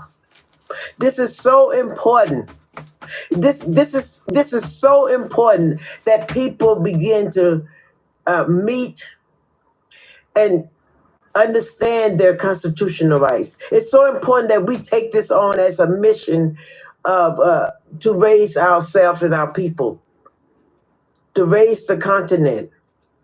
That is so important for us because the only way they can do it is because we are 100% participating in our destruction by not knowing our rights, those that knowing it, not sharing it, not making it so important. And also, the second thing is always have a minute, at least 3 minutes, to give to a word of encouragement and show the pictures of those men that has freed the land. All of us we have to do it as one. We have to do it as one. You have a platform. Make sure that they are shown there. That the young people also here on these platforms, they're knowing we have to show respect. Just imagine us like they showed Donald Trump. What if we start doing that with our saviors? Thank you. Thank you so much. Thank you. Sorry. Thank you, Vanna. Thank you very much for that. Thank you. Yes, we need to be very, very, every platform. Thank you, Vanna. Thank you so much. Every platform, what we want to do is really make sure that we continue to share. That's why you see me put the picture behind me, because we need to start putting out that energy into the ether. We have to put the energy, positive energy, into the ether to wake up our people, to make sure that we know our right. You see, the misinformation, when they misinform us, then we now rely on that misinformation to make a decision. And then we blame ourselves for what we end up in. What we need to do is to actually begin to tackle the misinformation. That is why the constitution in our local languages is so key. Every African on the African continent, it has to be part of your mission. How can I empower my people to know their rights in their local language, such as you see in this picture next to me? So that's what I've done in one area. But we need information like this in all 54 countries, in the various languages. In Nigeria, for example, there are 350 languages. So you can see the measure of the size of the work we need to do with over 200 million people. It is doable, but it requires consistent and continuous work and having the media space to promote this message, and this is why, this is so important. And that is what is, yes, we need to know thyself. Man, know thyself. Exactly. So it is so important that we get that out. So I'll come back and talk more about it. As what you see on the screen is in Yoruba language. It is not in English, it's not in French, it's not in Portuguese. It is an African language. And that means that the people in those communities, when we start sharing that, they can stand up for their right. They won't have to wait for somebody to go and say, we're going to come and stand for your right. The object of what we're doing here is to empower you to take control of the situation on the ground and hold those you elect into office to account using your powers as a sovereign in your local language. Oba Lashe, Ashe, Agbara, to use those three things: sovereignty, authority, and power, to hold your governor to account and make them accountable to you and your community. So well said, Vaname. That is the foundation. This platform, the foundation of this platform, is literally about you knowing your rights in your local language. The Constitution is the foundation of this platform, and that's why we want the information to be true. And that's why we say, Citizen AY, the platform where we speak truth to power. Please share. Tap, help us grow the platform. Let me quickly go into this. I'll come back to this now. I'll come back and talk about more issues. But before I go too far ahead, I just want to take a minute to show you this information here about what we're talking about. We spoke moments before. There are some funds, and I want to thank some people that have been donating. We have about 210 10 pounds in there. We need donations. Thank you very much, Akwibulan, for the gift as well. And as you're watching, if you can give the platform, we really appreciate that. It is very, very important. Everything that you do helps, and it helps us be able to do much more and be able to actually get one or two things, in place. Please, if you can consider getting this hoodie and the beanie, the set. If you can consider doing that, inbox me on Citizen AY, admin at citizenay.org. It's on the screen there. The price is there. Tell us the quantity and we'll get that to you. Do get in touch. It is really important, because what we're trying to do is to make us all have that message in our psyche. So when you're hearing the words Citizen AY, the platform where we speak truth to power. The key word we want you to hear, of course, is citizen AY, but it's about speaking truth to power. And we want that to be something that every African will take as naturally part of our DNA. It is in our DNA. And our ancestors, when they built those societies where there was no doors, you know, and they functioned for thousands of years before colonization, is because they believe in speaking truth and always hold truth dear. You know, that is what it's about. This is going back and connecting back to our ancestors. So please, let us continue with that. Now, going back to this, I'm going to show you a video quickly. Going back to this, our sisters and brothers are stuck in other countries. So please, whatever you can do to donate, you can donate via GoFundMe or the PayPal, paypal.me/ODTVR, Rescue Africans from Enslavement in Arab Countries, REFAC. So if you donate via PayPal, once you mention REFAC, those funds will go straight back into the same pot as the GoFundMe is going to, and we will make the announcement. It is very, very important. Your help is needed here. As I speak to you, Grace, I wonder if Grace is around. She is not able to. Oh gosh, I just lost the thing now. Okay, I'll get it back. So Grace is not able to. Grace is currently stuck in Iraq, and what we want to do is to free her. And there are many other girls who are stuck in Iraq, illegally enslaved in the, you know, by those who, you know, who they were supposed to be working for. Yeah, nobody should be a slave. You know, no African should be a slave. And the ambassadors are not doing the work they're supposed to do. But yeah, they say the African Union, they say the ECOWAS, they're not doing the work they're supposed to do. Because by rights now, any African that is enslaved in any other country, the authorities, the African part of government should by right automatically be involved. They should be in there and getting them back home and giving fines, heavy fines to any country found to be enslaving Africans. That is what should happen. But it has never happened. Please do tell me when it has happened. If it has happened and you have a video of African Arab countries paying fine for enslaving Africans, do let me know. I'd like to see that video. I haven't seen it. So what we are saying here, please help us by donating. Let me show you one recent update that I've got on that to make you see what I mean. Okay, let us play this one here. So when the bomb happened, we have like 150 migrants up from Sierra Leone that were on the streets.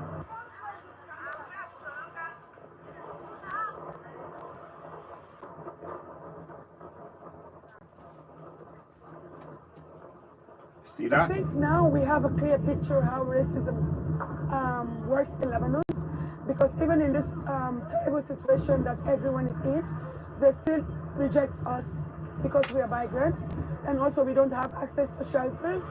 They will post it online that there's vacancy, and we reach out, they'll say, I'm sorry, we don't have space. But they do have space for their citizens, but not for migrants.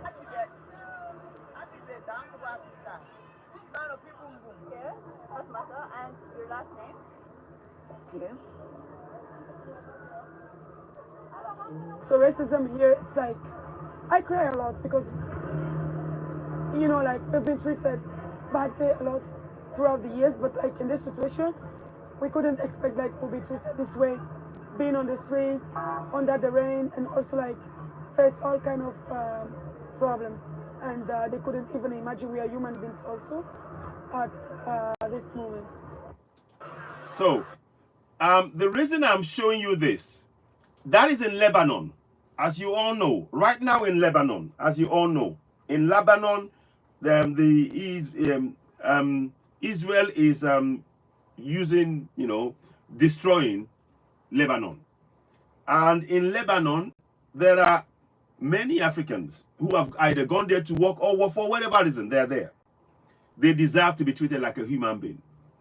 Again, they are stuck over there, they're sleeping on the streets. African Union should be helping them. They are, you know, if when they go to look for even a place to stay, no, we don't have the space. So they are putting them on the streets in Arab countries. What is African Union doing about it? Nothing. Again, same thing with the girls who are enslaved in Iraq, who are enslaved in Iran. There are slaves in Iraq, Iran, in Palestine, in Morocco, in Libya, in Gambia. You know, there are people who are enslaved. They are enslaved in those places. Please, those of you watching on YouTube, thank you and welcome very much. Please tap and share and do subscribe to us and help us share the platform and to reach more people. So what we are saying, your donations is very important. And also, I want to take this opportunity. If anybody is live right now and you're watching from Lebanon, or you know of somebody from Lebanon, and you can talk about their experience of live right now, join me. Send me an invite. I'll bring you on.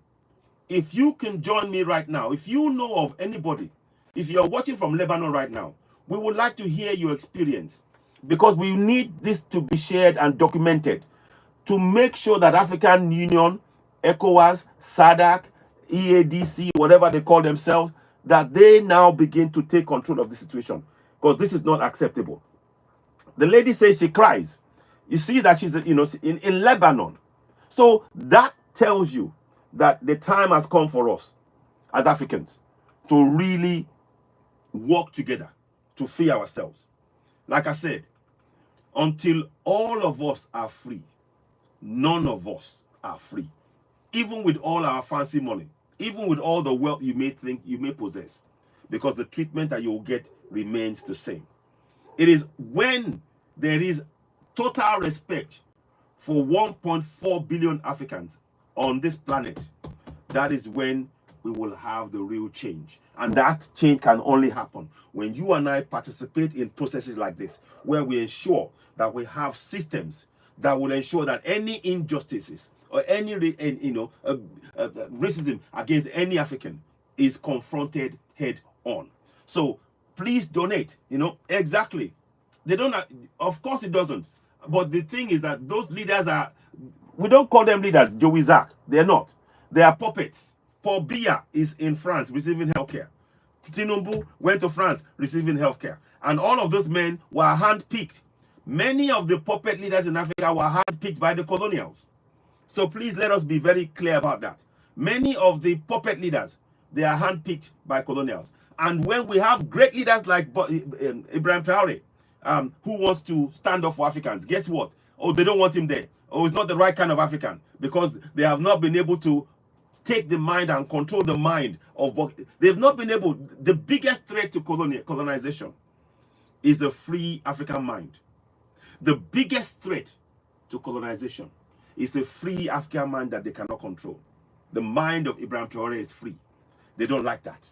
Oh, no, no, no. The mind of Assimi Goïta of Mali is free. Oh, they don't like that. Oh, the mind of General Chani of Niger is free. Oh, no, no, no, no, no. We don't want that. Oh, they're not democratic. Because they know that the very thing that they are taking out of Africa has been stopped. The looting of resources. So when we talk about the African leaders, we need to understand that we as the citizens, we need to begin to control what they do. The people of Burkina Faso support Ibrahim Traore. The people of Mali support Assimi Goïta. The people of Niger support General Chiani. They have their total support. When the leaders decided to kick out the French and the US, the people were on the streets with placards saying, US must go. It is our land. We have the right to decide what happens on our lands. They were in effect exercising their sovereignty. They demonstrated to the rest of Africa how we can collectively exercise our sovereignty. All of the puppet leaders, they are working either on behalf of Macron or on behalf of the French or the UK or the US. And all of those military borders, that military installations and military bases on the African continent is a sign to tell those puppets, we can take you out anytime we want. France tells the leaders, the puppet leaders of that they put in place on African nations, they tell them, if you don't do what we tell you, we can actually carry out a coup against you and replace you. Yes, that is what the French does. And again, the US tells them, if you don't do this, we will make sure we put sanctions on you. So none of the puppet leaders are free. They're not. Now, let me tell you briefly, please, as you're watching, please endeavor to subscribe. And we tell you, as we speak right now, there are about 15 women in one particular police jail in Iraq that the police are sexually abusing, I would say, you know, because they don't have their passport.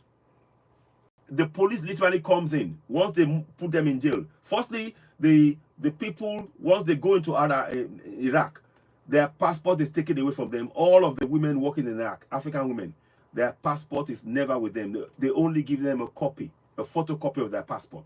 Now, without the original, you can't leave the country. You can't go anywhere. But the police can arrest you if you don't produce it. So you can see this is a crime against the people. Why aren't the federal government, the African nations standing up? This is why we talk about this. And you saw what happened in Lebanon. As I tell you, even in Palestine, next to the Al-Aqsa mosques, there is an issue with that. And I'll add a few people if they want to come in. There is next to the Al-Aqsa mosques, there is okay, let me put Gengodi. I'll bring in Abdul has been waiting. I'll bring in Alcat, and I'll add you all. Give me a minute, please. So I'll bring you back. So there in Palestine, there's a place called Al Abid. It's a location where they put actually African slaves. Africans are slaves in Palestine.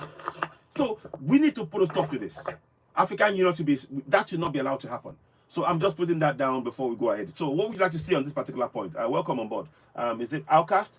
Outcast? Yes. Go ahead. Welcome, my brother. What yes, brother. Yeah, man. I think basically what we need to do is, you know, the coastline where Africa is, where the Red Sea is connected to, Congo, yes. Sudan. Once we cover that bit, there will be nothing like that happening in Palestine no more.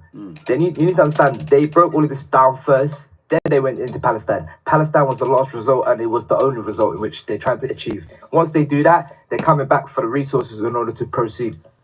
Because you can't have a country without no resources.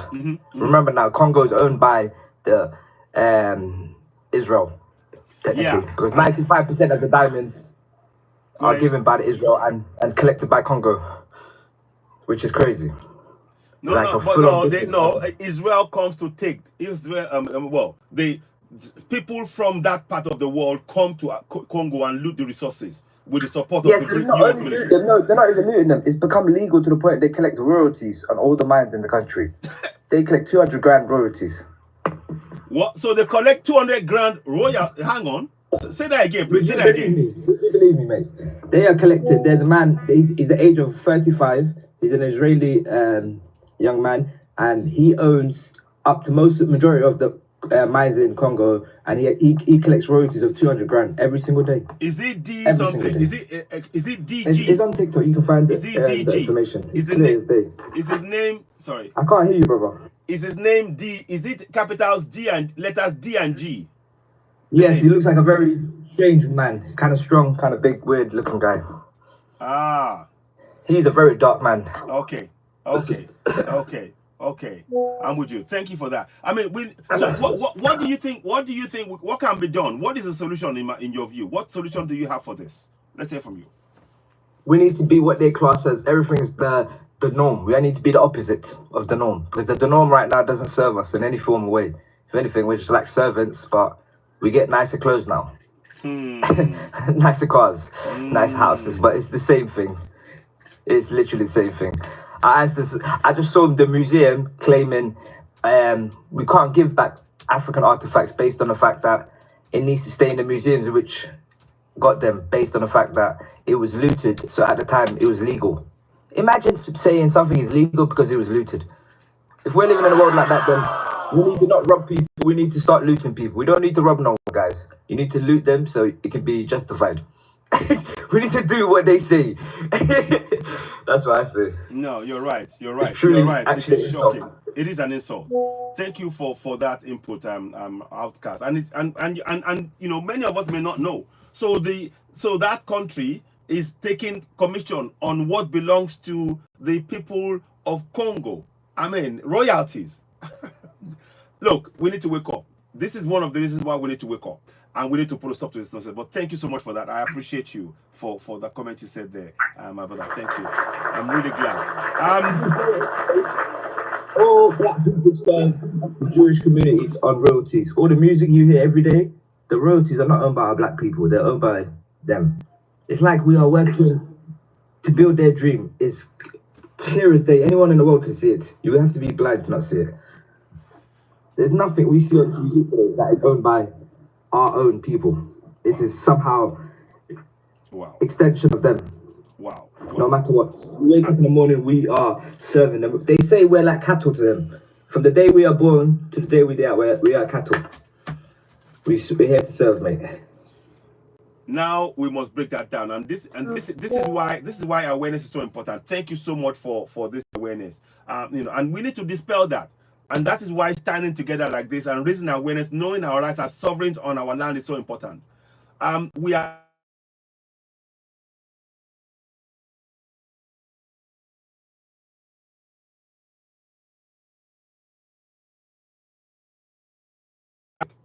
Hello, for me. Yeah, sorry, a call came in and I had to just answer it quickly. So, so what we need to do is to begin to address this. We need information like this to wake us up. You see, we need platforms like this. What is said now, that country, the country that is attacking Hezbollah, they are taking royalties on the resources that is meant for the people of Congo. Do you know what that means? That, we have to stand up for ourselves. Nobody's going to stand up for Africa unless we stand up collectively. We must stand up for ourselves. Thank you so much for that, my brother. I'll come back to you. Thank you, Akebolan, for that. I don't know, did you want to chip in, Akebolan? Did you want to chip in on that before I go to the next person? Yeah, they own us. They own us with everything. That's why I was talking about the toothbrush, the soap, all that chemicalized things, really. The hair, the makeup, and all that thing, really. They own us by that. They are making us crazy. They are taking our melanin from us in front of our eyes. So we have to really change the whole mindset. And this is the children now. The children, they're doing it to the children down to the nursery. So what we are doing, we are talking as grown up. While we cannot withdraw our children, the small one at least. So that we have to fight about that. We must do. No, absolutely. You're right. Absolutely, we must do. Thank you so much. And this is why the information like this we're sharing is so important. Thank you for your comments there, and I appreciate that. Everything that is being done, we need platforms like this to educate ourselves, to arm our kids, to know what they are facing. A lot of people, because they don't even know, because of the programming that the mainstream media has actually engaged in, we accept injustice, thinking that it's part of normal. It's normal. It is not. We need to reject it, and that is what this is about. Let us quickly go to. Yes. Yeah, go ahead, Vaname, go ahead. Yeah, thank you.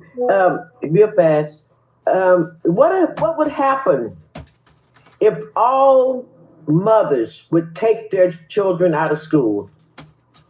Every village start don't send your children to school. What would happen? The system will collapse. That's a revolution. That's it. That's a revolution. Yes. And that's what needs to happen. Yeah, exactly. Because the system, the schools are indoctrination schools, especially on the African continent. They are not really teaching you about your community or your resources. They're teaching you about how to be subservient and how to be subservient to the very people that have actually colonized your land. And you're right. These are the kind of things we need to really confront and address. Very good point, Vaname. Very good point. And that's so important that we understand that. Let me quickly thank you. Okay. Let us go to Abdul Deber. Abdul Deber, then we'll come back to again Goldie. Abdul, let's hear from you. What would you like to say? Abdul, are you there? Can you speak? Abdul, go ahead. Yes, hello, good afternoon, everybody. Before I start, I'd like to to greet in my local language, if you don't mind. Yes. Go ahead. Yes, go ahead, please, go ahead. That's it. We want to hear. Yeah, I want to hear it. Please go ahead. Okay. Well, this is the language from Moses tribe in Burkina Faso. Okay. Nizare Msambisi, ndat nam pusila barka ni tumni ibe la zare. When I could panga la raudo ti ton tal tuna in King Tauri. What I'm saying is I'm greeting the community and thanking and then thanking you for for all of the effort that you put in day and night. Thank you. In this fight. Thank you. And obviously asking for the ancestors to give us some positive vibes and energy. To keep doing what we're doing. Before I went into what I came to talk about, I'd like to come back to what my brother was saying. Thank you so much.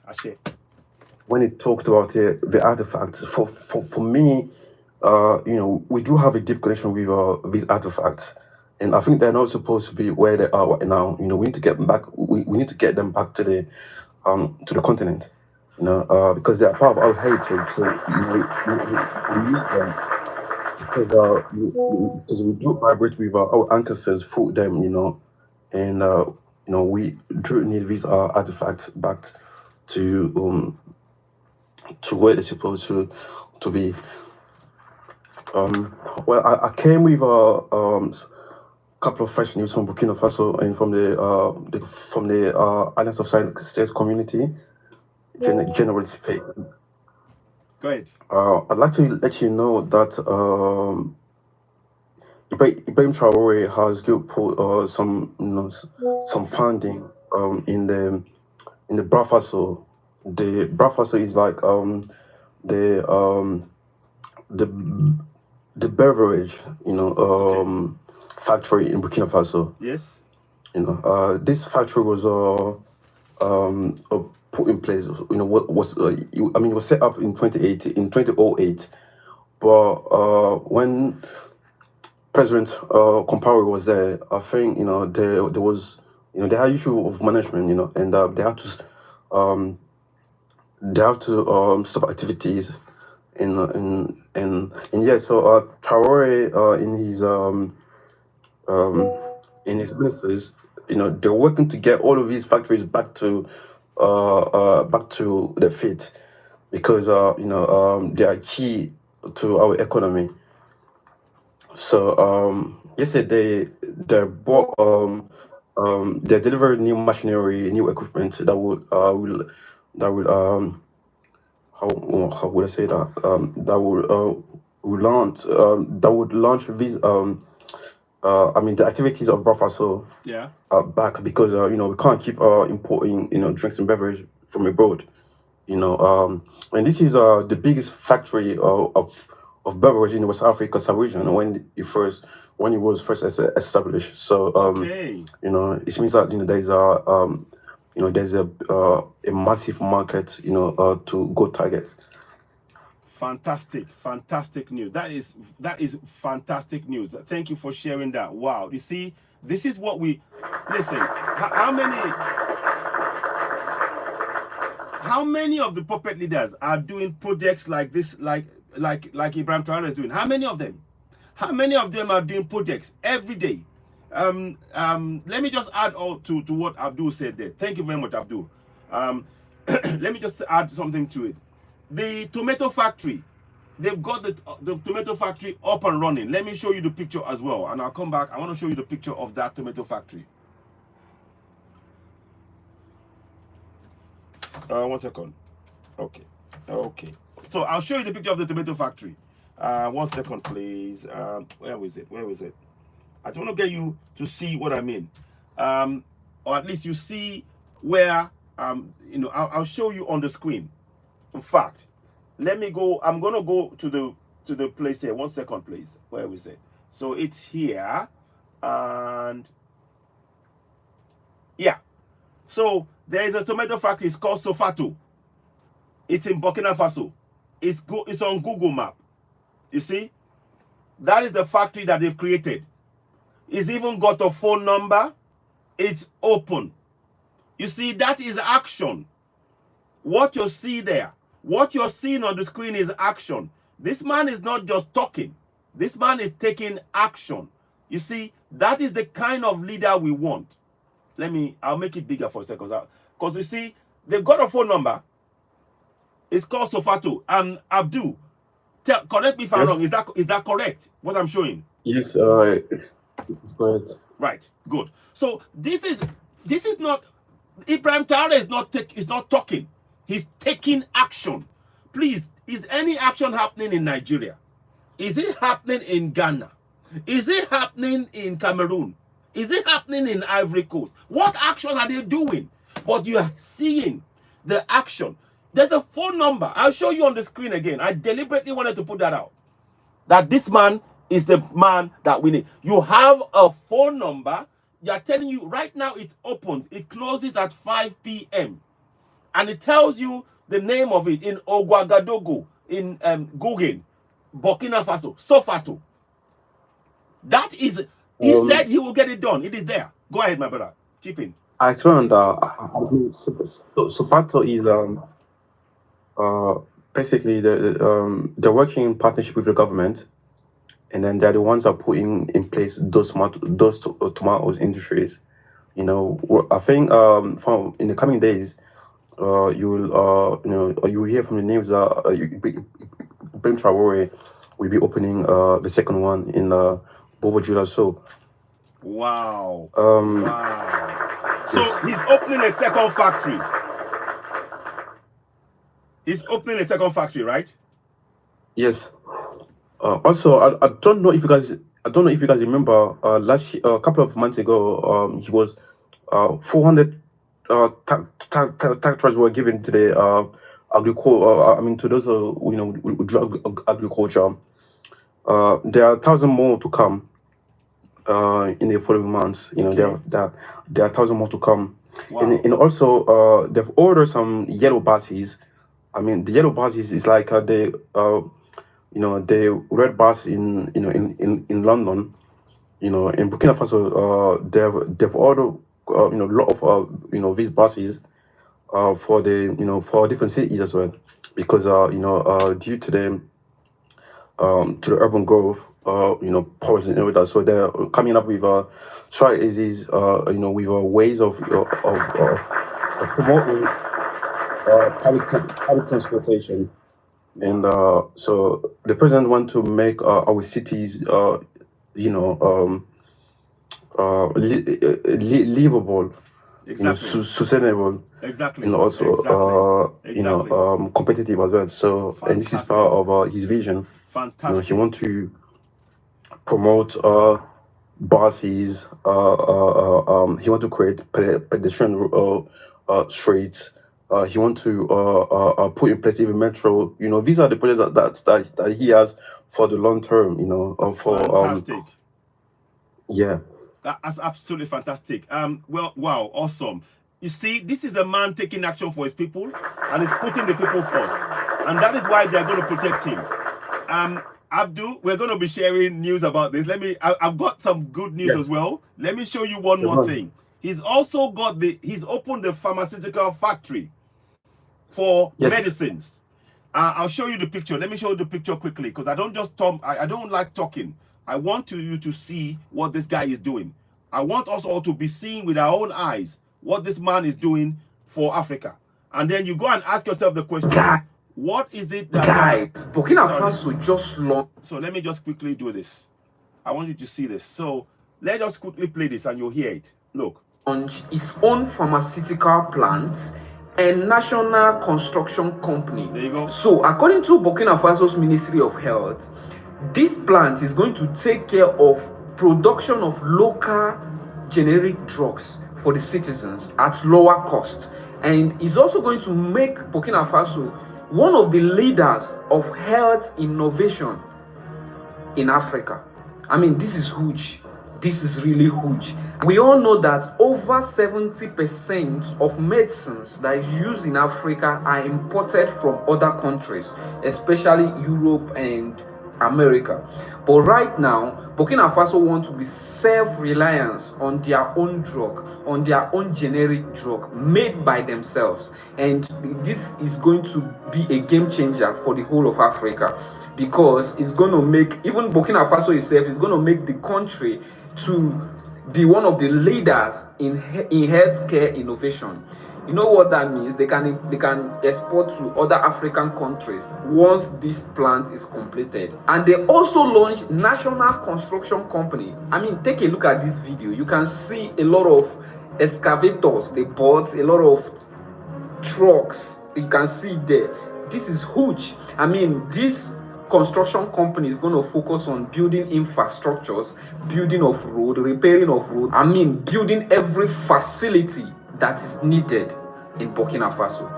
Just give Burkina Faso 20 years. Believe me, Burkina Faso will compete with Dubai. Believe it. Because these guys that are just giving me joy, they are really trying. They are really doing well, honestly. When I say that Ibrahim Traore is a focused man, he's an action man. He knows what he's doing and he's doing it. I would love to know what you think about this.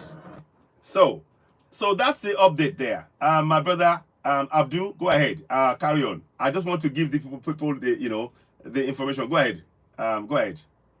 Yeah, I think you're right. And the thing is that most of the time, these so-called modern medicines, most of the time they come from Africa. You know, I remember when I was in Burkina Faso, we used to have a neighbor, and I mean, he was doing traditional medicine. And most of the time, white people they used to come there, sit down with him, ask him questions about medicine, and then they'll take notes. It's good to say that we do in Africa, we do. I think there's an equal. Sorry. It's sort of what we're saying is that in Africa, the men believe that that our local medicine is not good or somehow. So we but we need to ask questions like, where do they get these medicine? It's in Africa. They come with the children, and and then they come with the students, and then they come down, and then they sit down with those who do traditional medicine, and then we come down and talk to them, ask them questions how to mix this with this, how to do that, and this is how they So we need to be aware of that. We need to bear and we need to promote our local products. It's really important. We don't know what the guys put into their drugs to give us. So we need to be aware of that. Very true. Thank you, Abdul. Wow. You see, I mean, can you see the information? Can you see why? I hope many of you are seeing why we are so focused on bringing you information like this. Because you will not get it on BBC. You will not get it on CNN. You will not get it on Al Jazeera. You will not get it on DW or France 24 or all of those, media that engage to actually make Africa look bad. You are getting the news about development, real development, tangible development. They are no longer now in Burkina Faso will afford a Chinese company come and build roads. Burkina Bay people will build their own roads. They will build their hospitals. They will build their bridges. They will make their tomato paste. They will make their own corn. They will make their own medicine. What is not to like about it? What is not to like about it? Abdul, let me come back to you. Thank you so much. Wow, I'm so grateful for sharing this with us. Thank you. I'll come back to you. Abdul. Thank you so much. Let me go to Gen Goldie. I'll come back to you. So Gen Goldie, welcome, my brother. It's been a minute. Thank you so much. How are you doing? What would you like to say? Let me unmute you. Then I'll go to Afro here. Go ahead, Gen Goldie. You there? Can you hear me? Okay. Go ahead. Welcome. Hello. Can everybody hear me? Yes. Okay. Go ahead. Hello. Can everybody hear me? Okay. 1 minute. Try again. Unmute again. Unmute yourself again. It was echoing, but I hope it will work. Unmute yourself again. Okay. Unmute yourself again. Hello. Can everybody unmute yourself again? All right. Hello. Can everybody unmute yourself again? Okay. All right. Hello. You know what? I'll disconnect you and bring you back up. I'll bring you back up. All right. You know what? Okay, I'll bring him back up. Let me bring him back up. Glenn Goldie, let me quickly go and get him bring him, because he's been waiting. So I'm inviting him straight away. Eliel, I'll bring you back also in a bit. Let me just get him speaking first. So Glenn Goldie, I think you're back. Bantu Queen, I'd love to hear from you. Okay, go ahead. Go ahead now. Thank you so much. It's such lovely to see all the works that Burkina Faso is going on, which it's doing. It's really amazing that, these people are beautiful. The word Burkina Faso, I think, means upright men, and they are standing by their word. These are upright men.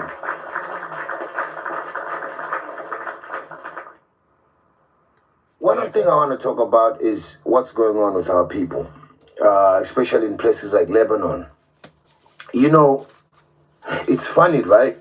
When you're in Africa and you see a Lebanese person, they're always on stuff. They're always treated good.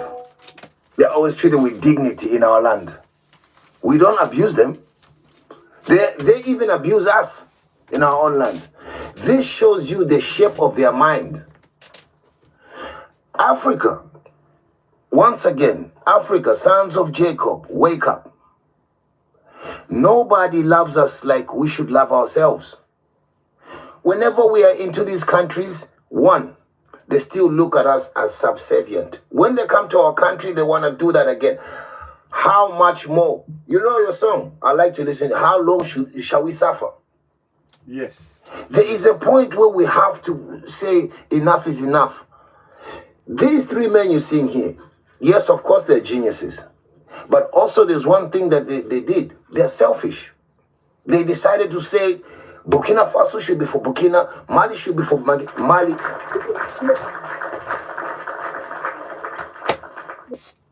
Even as a collective, even let's say my country is in part of SADC, it has to give something out. It has to be showing something.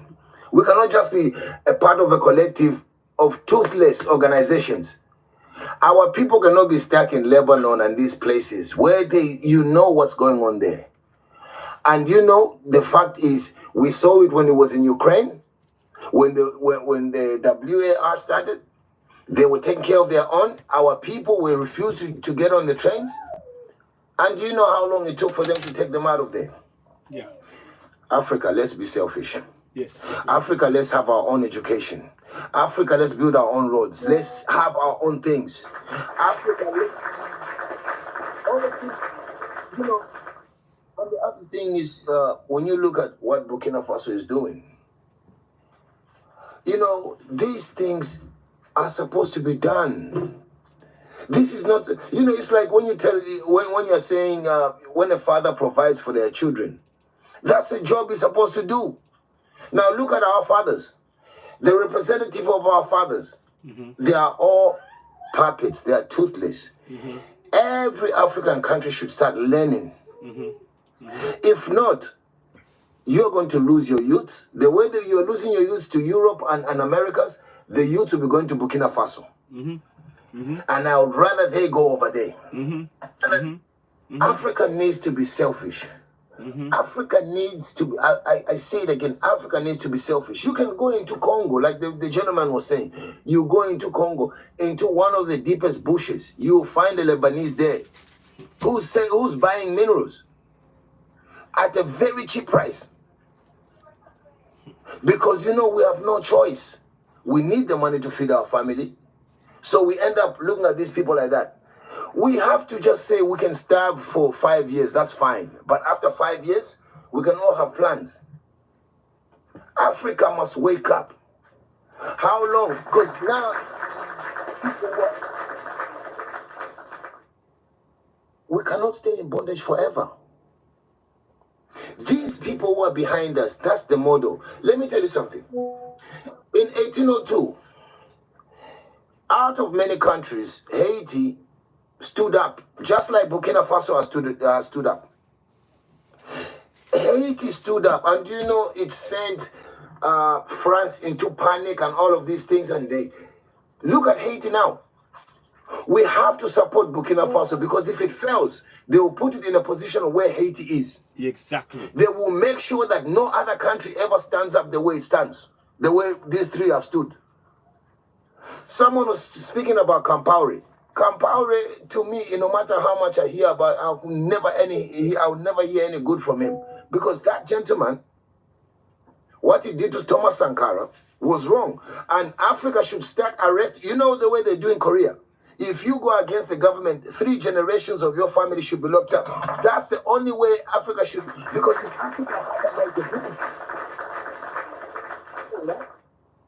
if Africa has got accountability, a lot of these politicians who like to do back work will not do it, because they'll have to answer to someone.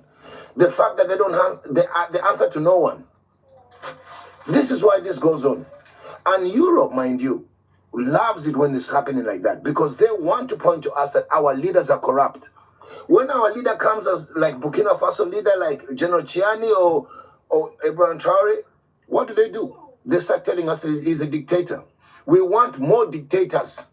More of the people we don't want their democracy. What the solution to this? And if at all, we have already dissected Africa into 4 parts. We've got SADC, we've got ECOWAS, we've got the North part, we've got all of these parts now. We can be responsible for those countries. Let's start from there. The Sahel is showing us the model. And, you know, I'm a bit scared sometimes because all of the progress is shown. I want them to be a bit secretive. Because you know what? The enemy, the enemy, even now, they're listening to what we are saying. Yeah. They're listening to the heartbeat of the youth. They know that how can we be, for tomorrow, we need to find a weak link. In Burkina Faso, they are working day and night. In Mali, they're working day and night to find the weak link. Someone who will let them in to drop that country down. Let it not be an African. Ashe. Thank you. Let's stand. Thank you very much. Thank you, Glenn Goldie. Okay, thank you so much. Thank you, my brother. I really appreciate that. Very, very important. You're right. We have to be selfish. We have to be very selfish. Thank you so much. I appreciate that. Let me go to Mandinka Warrior. Then we'll go to Afro Hair. Then we'll go to Raina. Mandinka Warrior, go ahead. What would you like to say? A few minutes. Hey, good afternoon, Citizen AOI. How are you doing, my brother? Good, thanks. Pleasure to have you join us again, Mandinka Warrior. Yeah. Good stuff, Thank good you. stuff. Thank Yeah. you. Go ahead. Good. My brother, keep you up. You're doing an amazing job bringing Africa together. So we must say thank you, the work you're doing. Thank you. And we are proud of you. I think that's, we all should all come together, like as I said, and support you, because, African continent needs us. Okay, and I know the previous guy, I agree with you what he said regarding Africa. We have to be selfish, and we need to take back control. I've said this before. We have to take control. Our borders. Africa. Belongs to us. So we need to look after ourselves. Burkina Faso, the Ibrahim. He's doing an amazing job. Absolutely. I mean, we need investment. That's what Africa needs. Okay, like he said, the guys. He wants. Bring investment into Africa. Okay, I think that's what African leaders to look up to him and say, actually, that's what our people need: investment. Okay, we need to fight poverty. Okay, we need to create jobs for our youths. Okay, we have got everything in that continent. Okay, we have got everything. So we need a leader. Okay, who's gonna bring have people together. Okay, and bring that investment in. So I'm glad he's doing, to bring investment into Burkina Faso. Like as I said, I hope all the African leaders are going to look up to him, because Africa, we have got everything. So it's about time we are selfish. We tell, the EU and the Americans, enough is enough. Now it's about time we look after ourselves. That's why I said, let's take control, Africa. Let's take control. Okay, and we tell these people now our doors are closed. Okay, and now we're gonna invest in our own people. Okay, our youths, are dying. Okay, they live in, our continent to look for better life in the EU and America. Okay, and it's sad to see our youths doing this. Okay, we have got everything in that continent. Okay, but we need a leader who's got plans, for Africa. Okay, and Ibrahim Toure is doing the same thing in Burkina Faso. He's telling his people, let's come together. Okay, I'm here now. Okay, I'm going to listen to your concerns. Okay, this is what I'm going to do for you. I'm going to fight for you. And that's what a leader should do. Fight for your people. Bring them together. Okay? So, Africa, let's come together. That's all we need is unity. Okay? If we have that unity my brother, Africa, is going to be an amazing continent, but it's unity that we need. We need to have that unity. I think the reason why Africa is, failing, we don't have that unity. Okay, we don't have that unity. We need to put aside our political difference, our tribal issues, on the side. We are one Africa. Okay, if we will come together as one people, okay, unity is our strength. Okay, if we have that, and that's the reason why the West they don't want Africa to be united. They don't want us to have that unity, and that's the reason why there's wars going on in all parts of Africa, because they don't want that continent to be safe, so that they can loot our people, our resources. Okay, so it's about time, Ibrahim, to return to these people. No, I'm going to bring peace to our continent, to our country, so that we can actually develop ourselves. Okay, it's about time we end all this dependent on the EU and America. We don't need them. Okay, they come to us and take all our resources. Why do we need them? We don't need them. They need us. They need us. But so Africa, let's have that unity. Let's come together as one Africa. Okay, that's what we need. Thank you, sir. Thank you. Thank you, Mandika Warrior. Thank you for that. Thank you. I really appreciate that. Thank you. Yes. Well, I'm gonna try and go through this. Thank you. It's very right. It must be unity. We have to be selfish and focus on the needs of our people. We have to put ourselves first. Everybody's putting us last. We need to put ourselves first by working together and uniting to make sure that the infrastructure we need in our land is there. We work towards it. We make our government accountable to us. It requires active participation. Well said, Mandika Warrior. Afro here. Let's hear from you. You've been waiting for a while. Thank you for watching. Go ahead. Yes. Hello. Thank you. Do you guys know that while we are here, happy for the Sahel, what Burkina Ibrahim Traore is doing, all Africans, the Black Africans, we are happy with this. But there's this guy. I don't know. He's not a guy. This old man. Ecopal. I know. Yeah, I know him. Coffee, Mr. Coffee, that guy. Oh my God, you guys know him. That's why I'm here. I want to make a complaint about him. That's why I'm here. I thought you guys don't know him. Oh, we know him. We are avoiding him. We are avoiding him. But tell us what he's done. I don't even watch his show anymore. I can't stand it.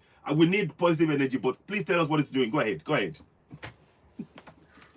What he is saying about the Sahel upset me so much. The last time I was on his live, he never let me speak, but I tried my best. I was there till he ended the live, so I got some time to speak. He is saying that Ibrahim Traore is a thief. They are going to dethrone him like what they did to Gaddafi. A whole lot he's saying about Ibrahim Traore. They are scared that Ibrahim Traore wants to go nuclear. A whole lot of trash he's saying about this innocent man. I tried to talk about Paul Biya and the rest of this Western puppets. He said, no. I'm talking about ECOWAS. Let's stay on ECOWAS. But then he gave an example of British and all those other countries. He said that France is going to come in and take Ibrahim Traore down. I challenged him. I told him that when Gaddafi was dethroned, we never knew what was going on. We heard he was a dictator. That's why the people turned against him. But this time around, we Africans, we are woke. We see what is going on. We see what the West, their narratives and everything. We know now. We can see through their lies. So we will never let them go in and unalive Ibrahim Traore. And he told me that we shall see. Wow. I'm not surprised. But we're not gonna allow this to happen. Thanks for raising this. We'll have to make sure that everybody we need to ignore his platform. Don't block him on your platform when he's talking nonsense, because it's Listen, AJ. Yeah, go ahead. That platform, when he talks about ECOWAS has failed in West Africa. I mean, what has ECOWAS done to West Africans? That institution needs a reform. Exactly. The only thing they follow is America and the EU. They don't serve the purpose of West Africans. Okay. So when you talk about ECOWAS, I'm sorry, ECOWAS needs. I don't think they need to go, but they need a reform. Okay. Total reform. They are not fit for purpose. Exactly. Okay. They are all dogs all don't actually, represent us. I'm from West Africa, but they don't represent us at all. They are corrupt to core. Exactly. Okay, so when I hear him talk about ECOWAS, I'm sorry, ECOWAS it just makes me sad to hear someone supporting ECOWAS. They have failed us massively. They have failed us massively. You're They right. corrupt the core. Yeah. The only thing they follow is the EU and America. That's it. Thank you. That's it. Thank you so much, Wandika. Go ahead. His name is Kofi. Yes. Ali. Yes. He claimed he's from Ghana. Yes. Thank you. Thank you. That's all I want to say, since you guys know him already. Yeah, but thank you for bringing it. Thank you for doing that. I'm glad that you said this, and it shows. You see, the fact that you've done this shows that you are actively looking out for the good of the continent, and it shows your commitment to seeing a better Africa. So please, I'm so grateful for you bringing that. Although we know it is important because you are playing your role. So don't give up. You are a champion. I'm letting you know you are a champion for Africa right now because you are calling out what is bad against Africa, and we need more like you. Thank you so much, my sister. Thank you. Please, before I go, I think we should go and report that man's account. We should keep reporting until that account comes down. Yes, that's all I want to say. Thank you, guys. Not a bad idea. Thank you so much. Thank you for here. Thank you so much. I appreciate that. Now let us go to yes. Quickly, before I go to Reina, go ahead. Quickly, it's probably going to take about 30 seconds. I was on one of his lives. He had your picture with the three gentlemen behind. I know. And all he was talking was out of line. So I said, I remember you, sir. You came on IOS and everyone treated you with respect. Why is it that your mind is still stuck in the colonial? He couldn't see it. So people like that, just leave them out. Exactly. Actually, I think he's putting a threat on himself because it's dangerous to be like that. Exactly. Thank you so much. Thank you. Well said, Gian Goldie. Thank you. Now let us go to. You're right. You know what? I want us all to do something. Let us not give him any energy. If we don't give him attention, we are sucking all the energy to this great man. We cannot allow a negative. We are going to suck the energy out of him. Make sure that energy is used for the good of Africa. So I don't waste time with people like that. You're like you said, Gian Goldie. Reina, thank you for waiting. Now I go to Papa Lulu. Reina, thank you. Let's hear from you. What would you like to say? Thank you for waiting. Go ahead. Okay, good afternoon, everybody. And I'm just here.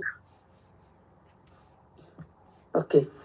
I'm here just to be on my brother side who is here today, Abdul. And actually, we were together last night on one of the platform live talking about our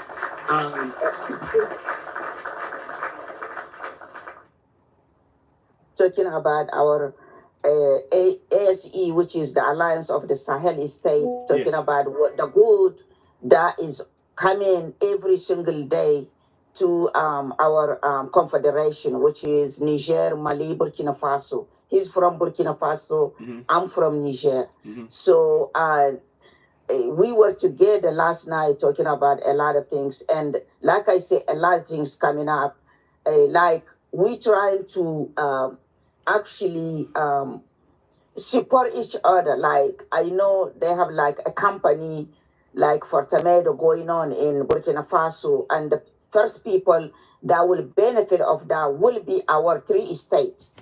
And if we have a lot of gas, which is from Niger, and the cement, the price was cut off almost half, we can actually ship it to our the two other states, so we can actually help each other for the beginning before it's spread out through Africa. We have to be united. It's time for us to say no to those people. Our sister that was just talking about Mr. Kofi, we have to suck out the energy, like you guys say, out of him. We have to, because the last time she was on his platform, I was actually there, but I didn't go because I know he's not gonna let us speak our mind. He's somebody who is angry. He's somebody who is trying. I don't know, whoever is paying him, they were doing a good job because he is against us. He's somebody who is not for the youth of Africa. He's spreading the bad word. He's spreading the not the truth, the lie. Actually, everything that is coming out of his mouth is lie, and I just can't believe it. We have to report him, and that's not something we have to close our eyes on. And like I said, those are the leaders we want: Ibrahim Traore, Assimi Koita, General Abdurrahman Chani. Those are the kind of leader we want. Those are the leaders that are thinking about their youth, their population, their people. I mean, don't get me wrong. Our eyes are open. If somebody is doing something wrong, we're not gonna be with him. Exactly. We're not gonna be with him. Period. Exactly. Right now, a lot of people, almost everybody are with those people because what they are doing. It's amazing. I never witnessed anything like that in my country since I was born. Wow. The good that are coming in. I mean it since I was born. Wow. You know, you can go to the hospital, people that are on dialysis, everything is free for them. Wow. Those are the things we wanted. I was told since elementary school that my country is poor, which is a lie. Then the next day, the teacher will tell me, okay, again, we have uranium. Oh, you just told me yesterday we are poor. Why will you come today and tell me I have uranium in my soil? I couldn't understand that as elementary student. Since I was young, I just can't believe it. As I'm growing up, I start asking myself, what is it? Come to find out, our leader are the ones selling us. They are the ones selling everything we have in the soil. We are the people, my country, uranium, is the one that is used to electrify the whole France. Exactly. So, and we are silent. Why our people are in the dark? I'm not going to be with that. I'm not going to be okay with that. And General Chani kick them out. They are angry. All the way to the United States right here. Yes, kick the them out. senator are talking about it almost every day in the Senate, in the White House against Niger because they're not going to get the uranium anymore. They're not going to get it. So we have to be united. The people that are sleeping, you guys have to wake up. We have to be united. I can't believe even to talk about the colonization. Some people are against their own country being free. I just can't believe it. It's crazy. It's crazy. You know, I can't believe what ECOWAS did to Africa. Where are they when we need them? They're never there when we need them. Exactly. Never. Exactly. So I'm just here to support my brother and tell him what what they our leaders are doing in our countries. We agree 100% with them. And actually in Burkina Faso, the people are even chipping in to help him. People that can do with their giving something to help the country, to help the youth. Yes. That's what we want. Exactly. Wow. Reina, we can do everything. Yes. From medicine, our own medicine, to our food, to a lot of things. We don't have to buy it from the same people that have been taken away from our resources. We don't need them. We want a big hospital that we don't need to go to Europe to get a health like a treatment. We can do it in our soil. We don't want the leader that will take the fly every time they're sick and leave their population and get treatment somewhere else. Why the population are suffering? Why the youth are suffering? You try to go somewhere else for a better life. No, we can give them a job. We can create a lot of things to help those youth. So I don't want to talk a lot. I know a lot of people are waiting. Raina, thank you so much, my sister. You see, the thing, what I loved about what you said there is that we need to unite. Our eyes are open. These guys are taking our resources. They keep telling us that we are poor when we are actually rich. And now we all know. So we need to share that message. Thank you for spreading the word about what they're doing in Niger, about getting the cement and all of the, all of those things, the resources that is needed for building. They will sell it at a 50% rate for the AES members first, and then spread across Africa. That's what we need. That is what you call working with each other. That is what building an economy that's going to be safe. We don't need those who are oppressing us in our land. Reina, thank you so much. And Abdul, wow, guys, I'm just, you see, when I hear this, I get so happy because I see that African leaders, these are great men showing us the way, and others have no choice but to follow. We must follow what the Alliance of Sahel State is doing. Reina, thank you so much. Thank you. And those of you watching, please, if you find this engaging, please subscribe to Citizen AY, the platform where we speak truth to power. Help us grow the platform. Share the broadcast. Let us reach more people. I really appreciate you. Papa Lolo, you've been waiting for a while. Let's hear from you. Go ahead. Thank you for waiting, Papa Lolo. Go ahead. Let's hear from you.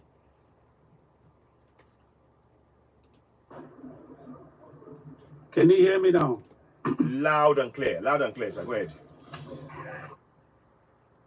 All right, my contribution. Thank you so much, Citizen AY, for your genius way of speaking to power.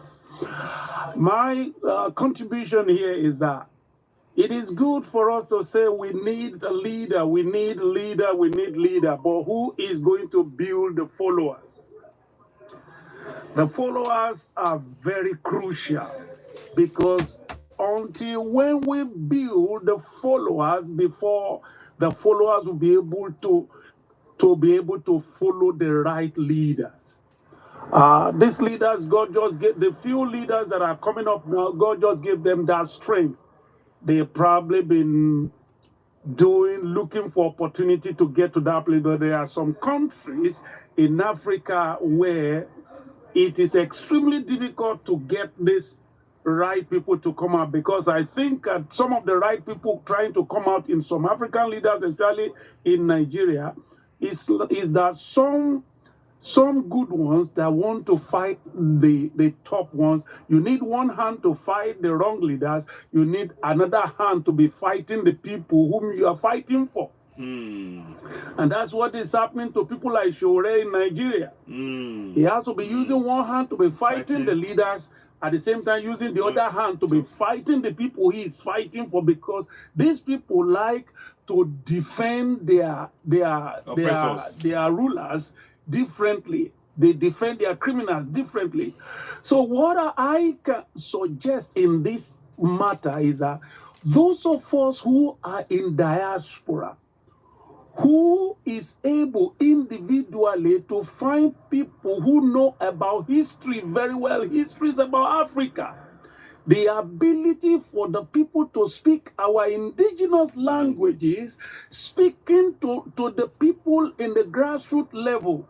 If you know somebody knows a lot of history, but doesn't have money for data, he cannot do this. The people individually in Africa, whether you are from Congo, you speak French, you speak Swahili, you speak English, whichever languages your people are speaking, let us bombard the space. That's why there's no need to be trying to bring one person platform down. The more we have more people, you see, it's like your car has a problem. When your car has a problem, instead of you to be complaining about what made the car has a problem, you call AA to fix the car. So we must be looking for solution rather than trying to talk about the problem much.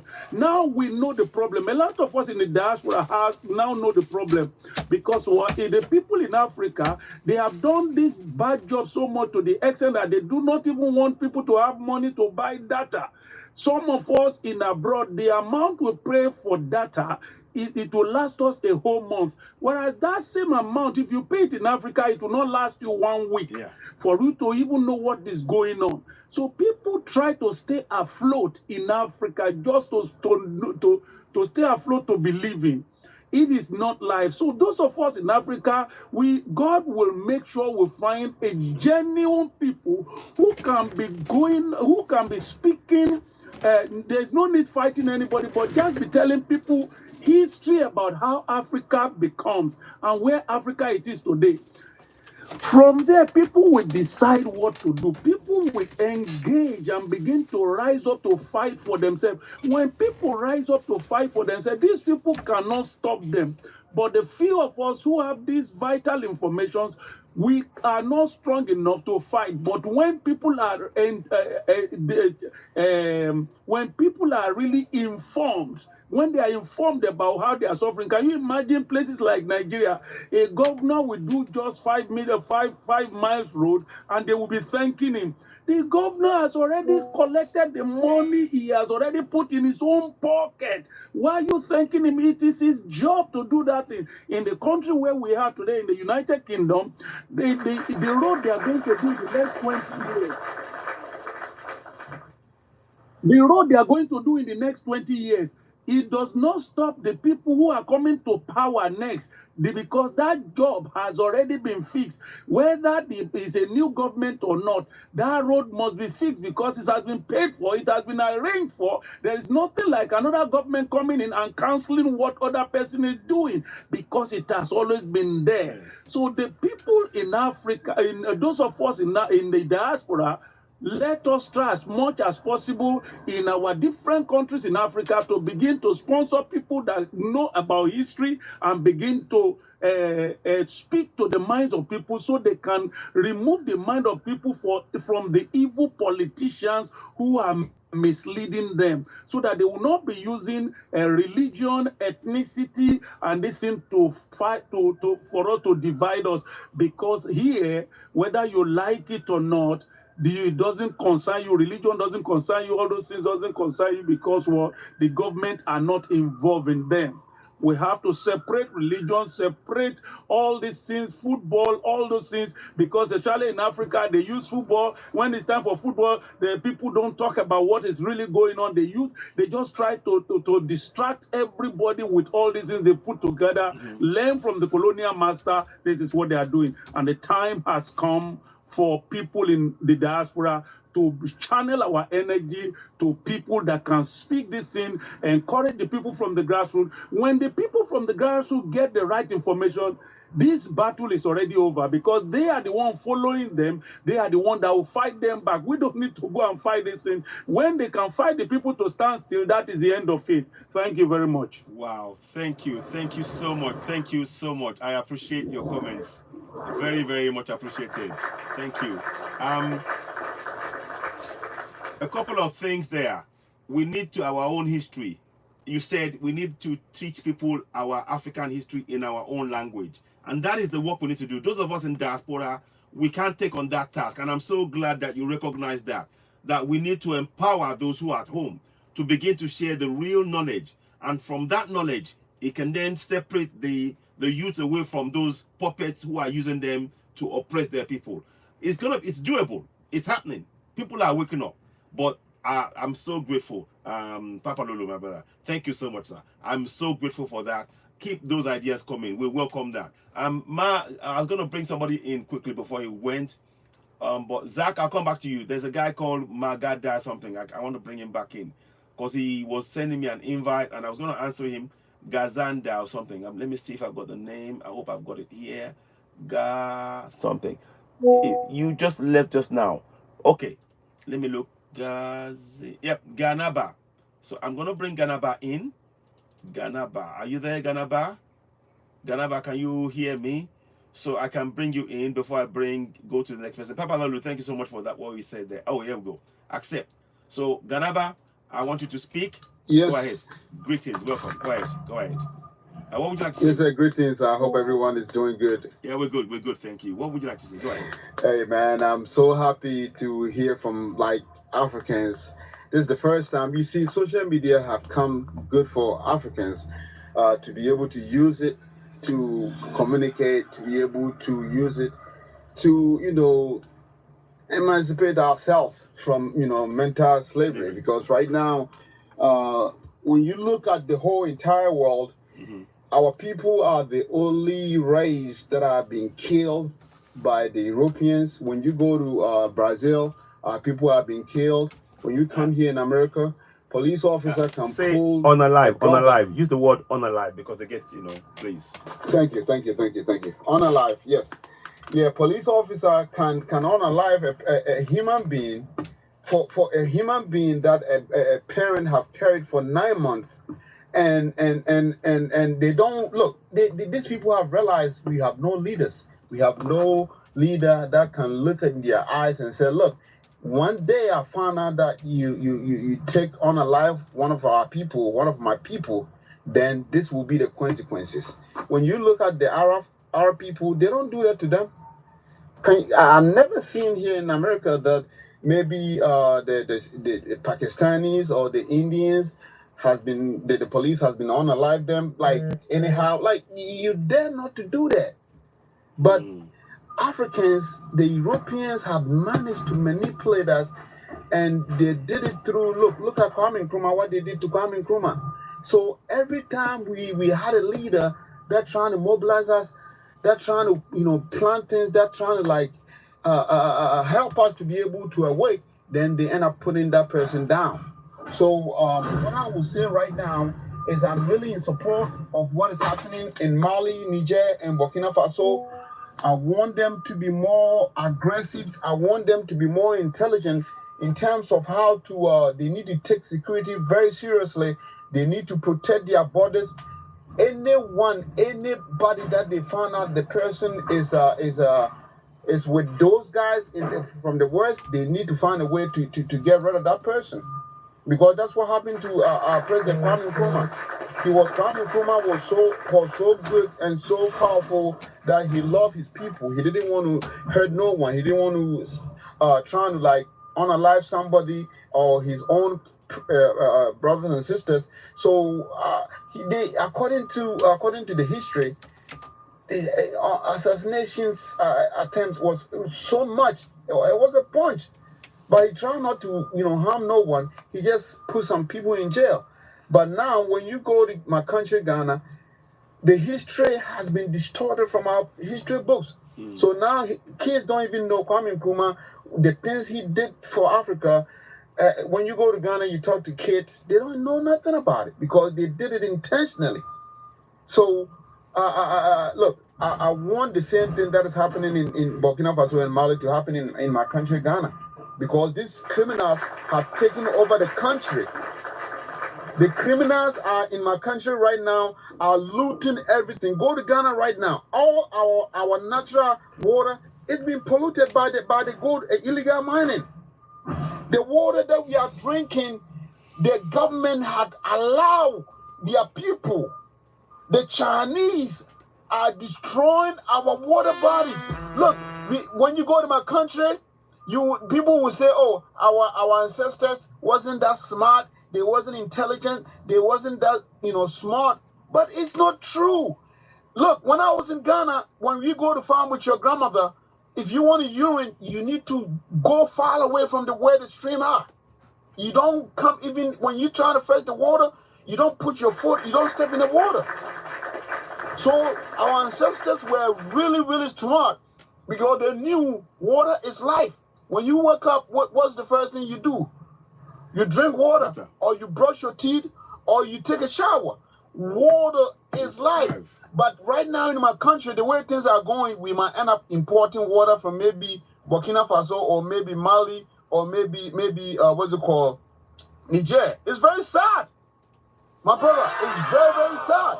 But when you talk about stuff like this, they'll politicize it and say, oh, you are MPP man talking, you are NDC man talking. These people have brainwashed our people.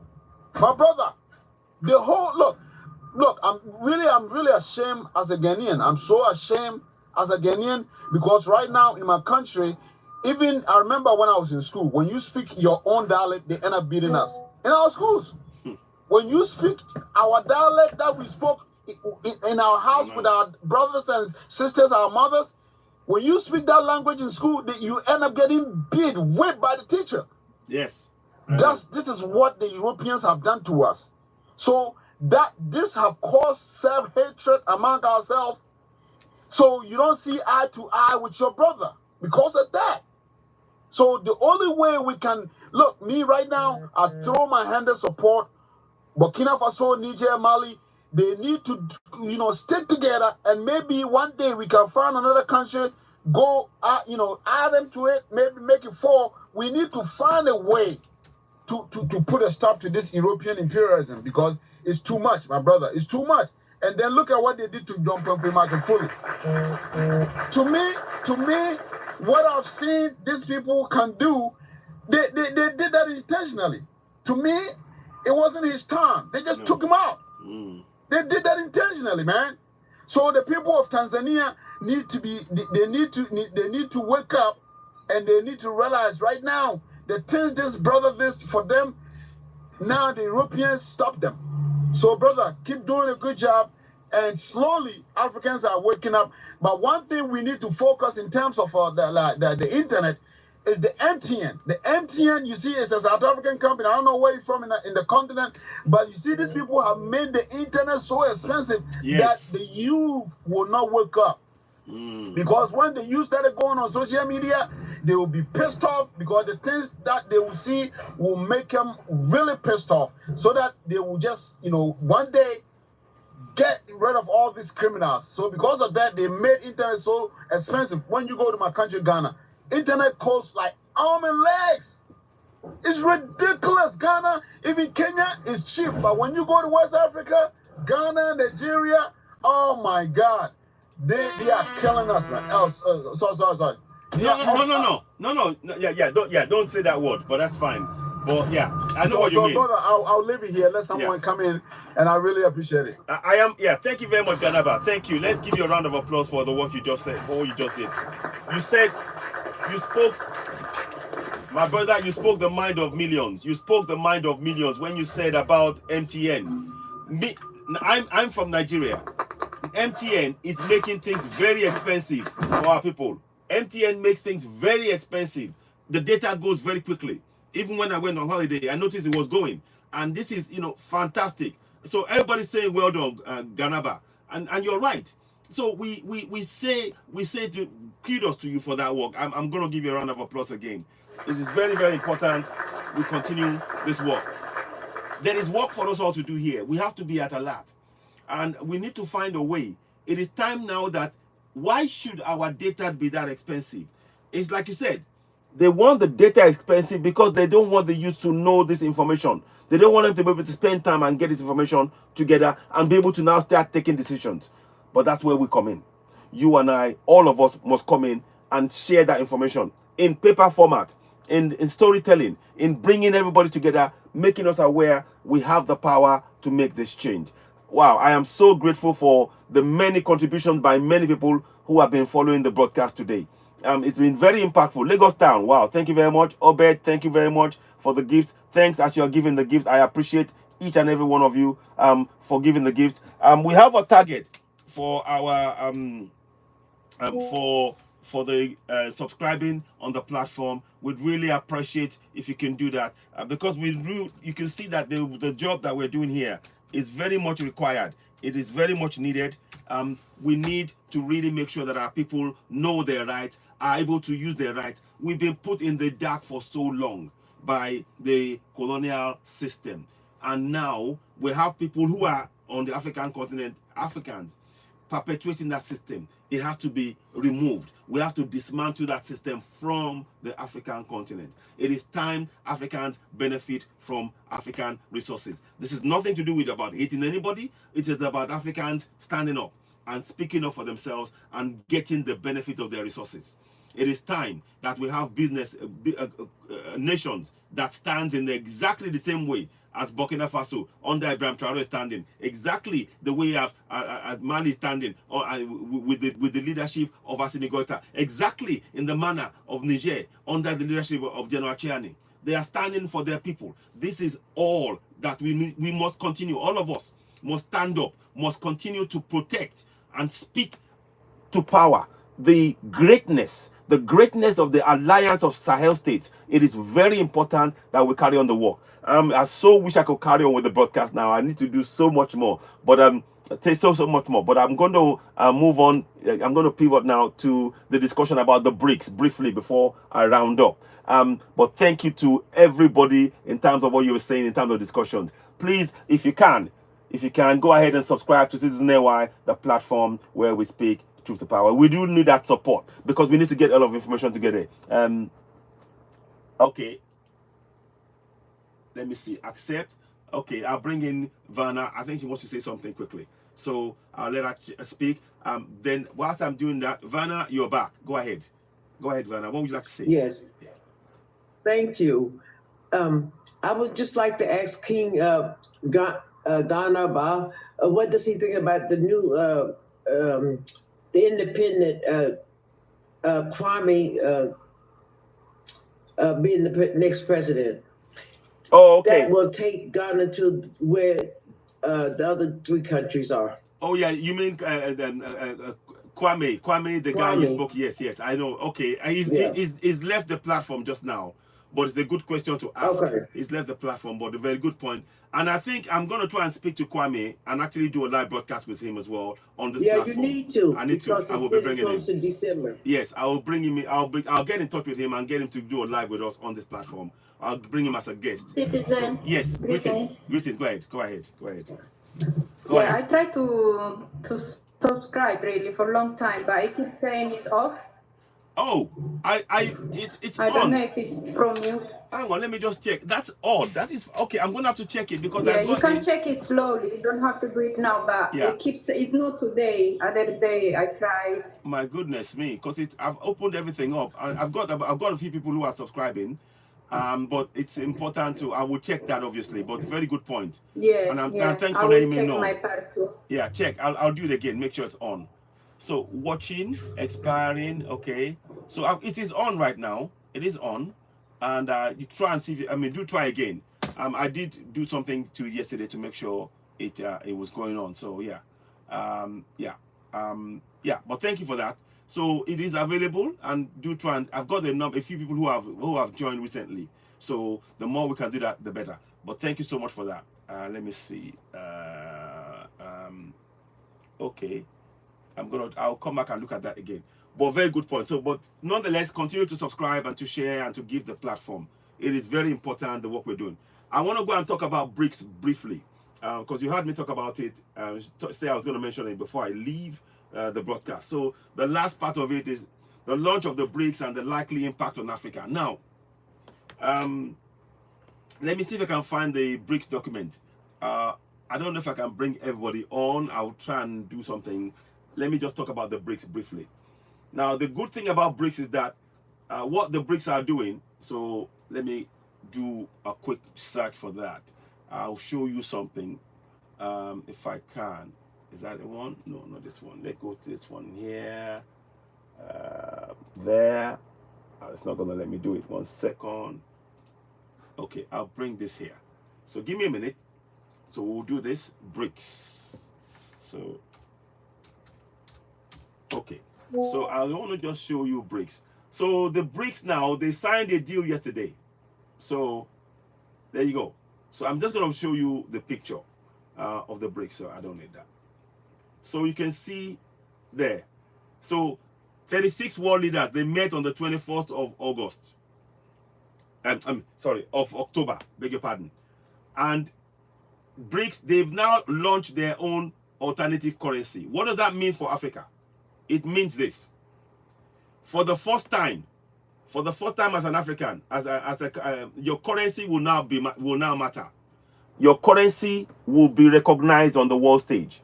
That is the difference. That is what I want you to understand as an African. Your currency would now have value.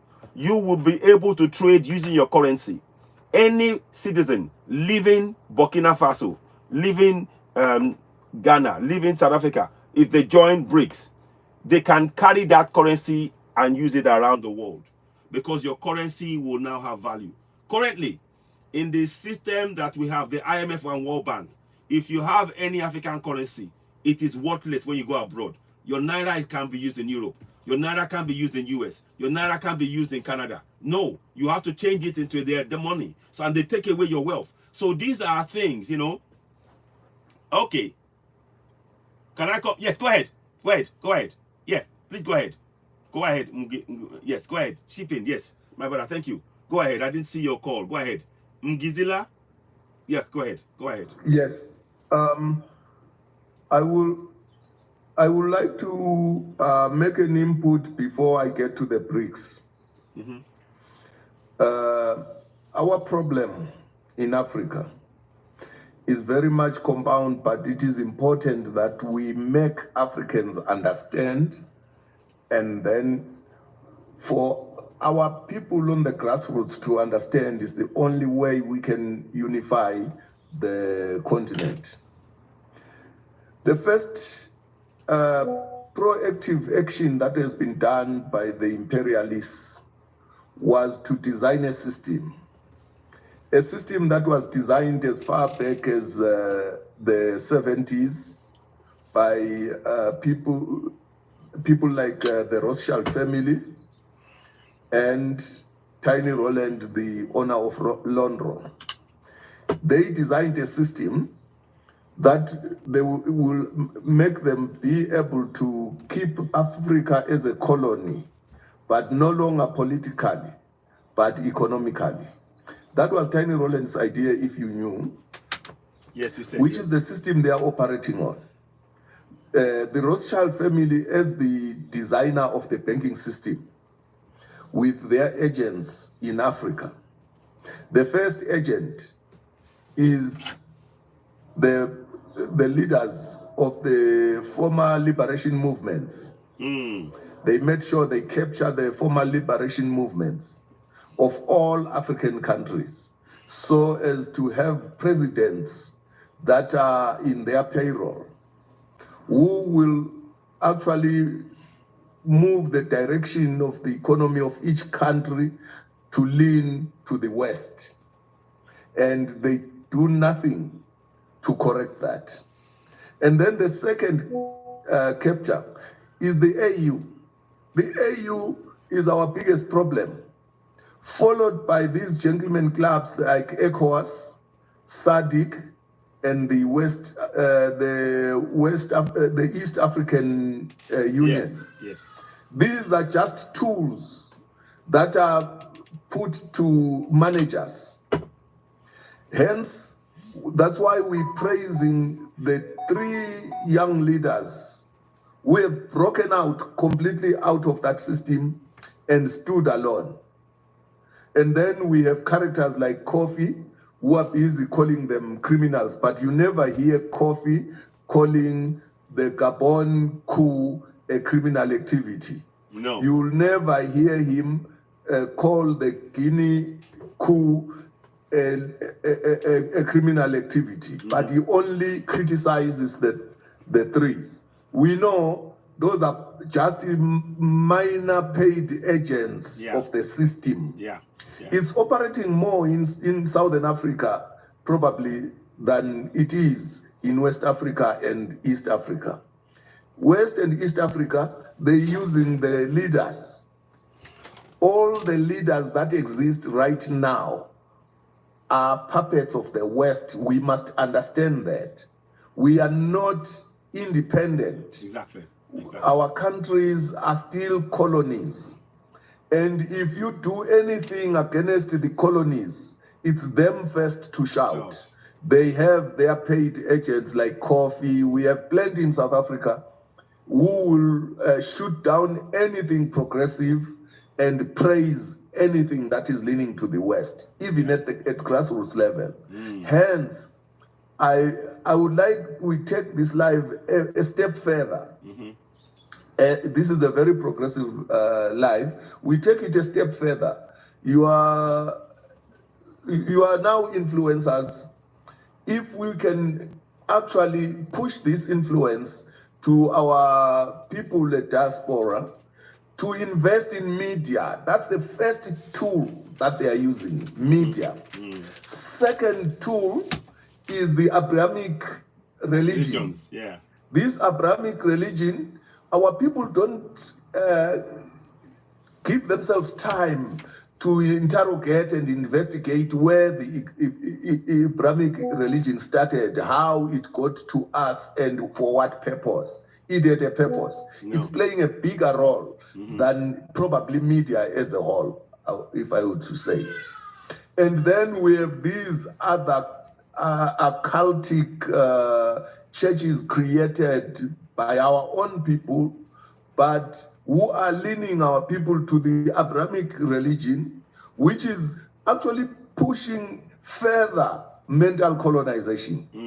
We have a population in Africa that is seriously colonized by the Abrahamic religion and the media. Then the bonus being our leaders.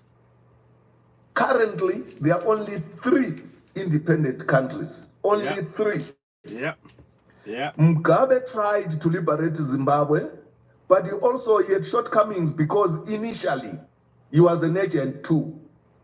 Then when he started losing power, then he started pushing for land expropriation, which could keep him longer in power. But as far as we know, as Southern African people, he was also an agent of the West. Any progressive movement will be tarnished seriously. Any leader, even in any liberation movement, who is seen to be pushing a progressive agenda will be destroyed by media, the captured judiciary, put in courts every day until he steps down. That is the order. If we understand that as Africans, and also understanding the part that our people are programmed, the people say South Africans are xenophobic. The main reason is because of that programming that has been done. It's just like when you are in a house and you see the neighbor's children coming to eat in this home. The day your children are hungry, they start hating the neighbor's house, forgetting that they don't even know, the kids don't even know that that neighbor probably is the one who is helping you to make your life better. The child won't understand, which is what is happening to the grassroots. They listen only to what the media tells them, and then the paid agents that will push the agenda, and then the paid leaders that are also pushing the agenda. If you are a dictator, no one pays attention for as long as your agenda is towards the West. There is no dictator as long as you are pushing an American and European agenda. You are never a dictator. One good example, Saudi Arabia. Exactly. My brother, 1 second, please. But the person on the grassroots, does he understand that? 1 second. Mziga, 1 second. Vaname, I need to go and do something. Can you? I don't want to end the live. Can you take over for a bit? Then I'll come back and join. Are you okay with that, Vaname? Vaname, can you hear me? Hello, Vaname. Oh, 1 second. I need to go and do something, but I want Vaname to take over. Vaname, can you hear me? Hello, Vanna. Let me unmute her. Vanna, 1 second. I just want to confirm. I just need to go and do something very quickly. I don't want this to end because I like what you're saying and I want others to join. Vanna, yes, I can take over. Thank you so much. Thank you. Okay, guys, please keep listening and we'll carry on. Carry on, my brother. Go ahead. Hello. Yeah. Go ahead. Thank you so much. So Mgizila will continue. Then let somebody else come in after that. Yes. Thank you very much. Thank you. Go ahead. Go ahead, King. All right. I was at a point where I was saying we have countries like South Africa, Nigeria, Ghana, Kenya. I'll be back later Egypt, on, guys. I'll need to end it now. Thank you. Bye. Countries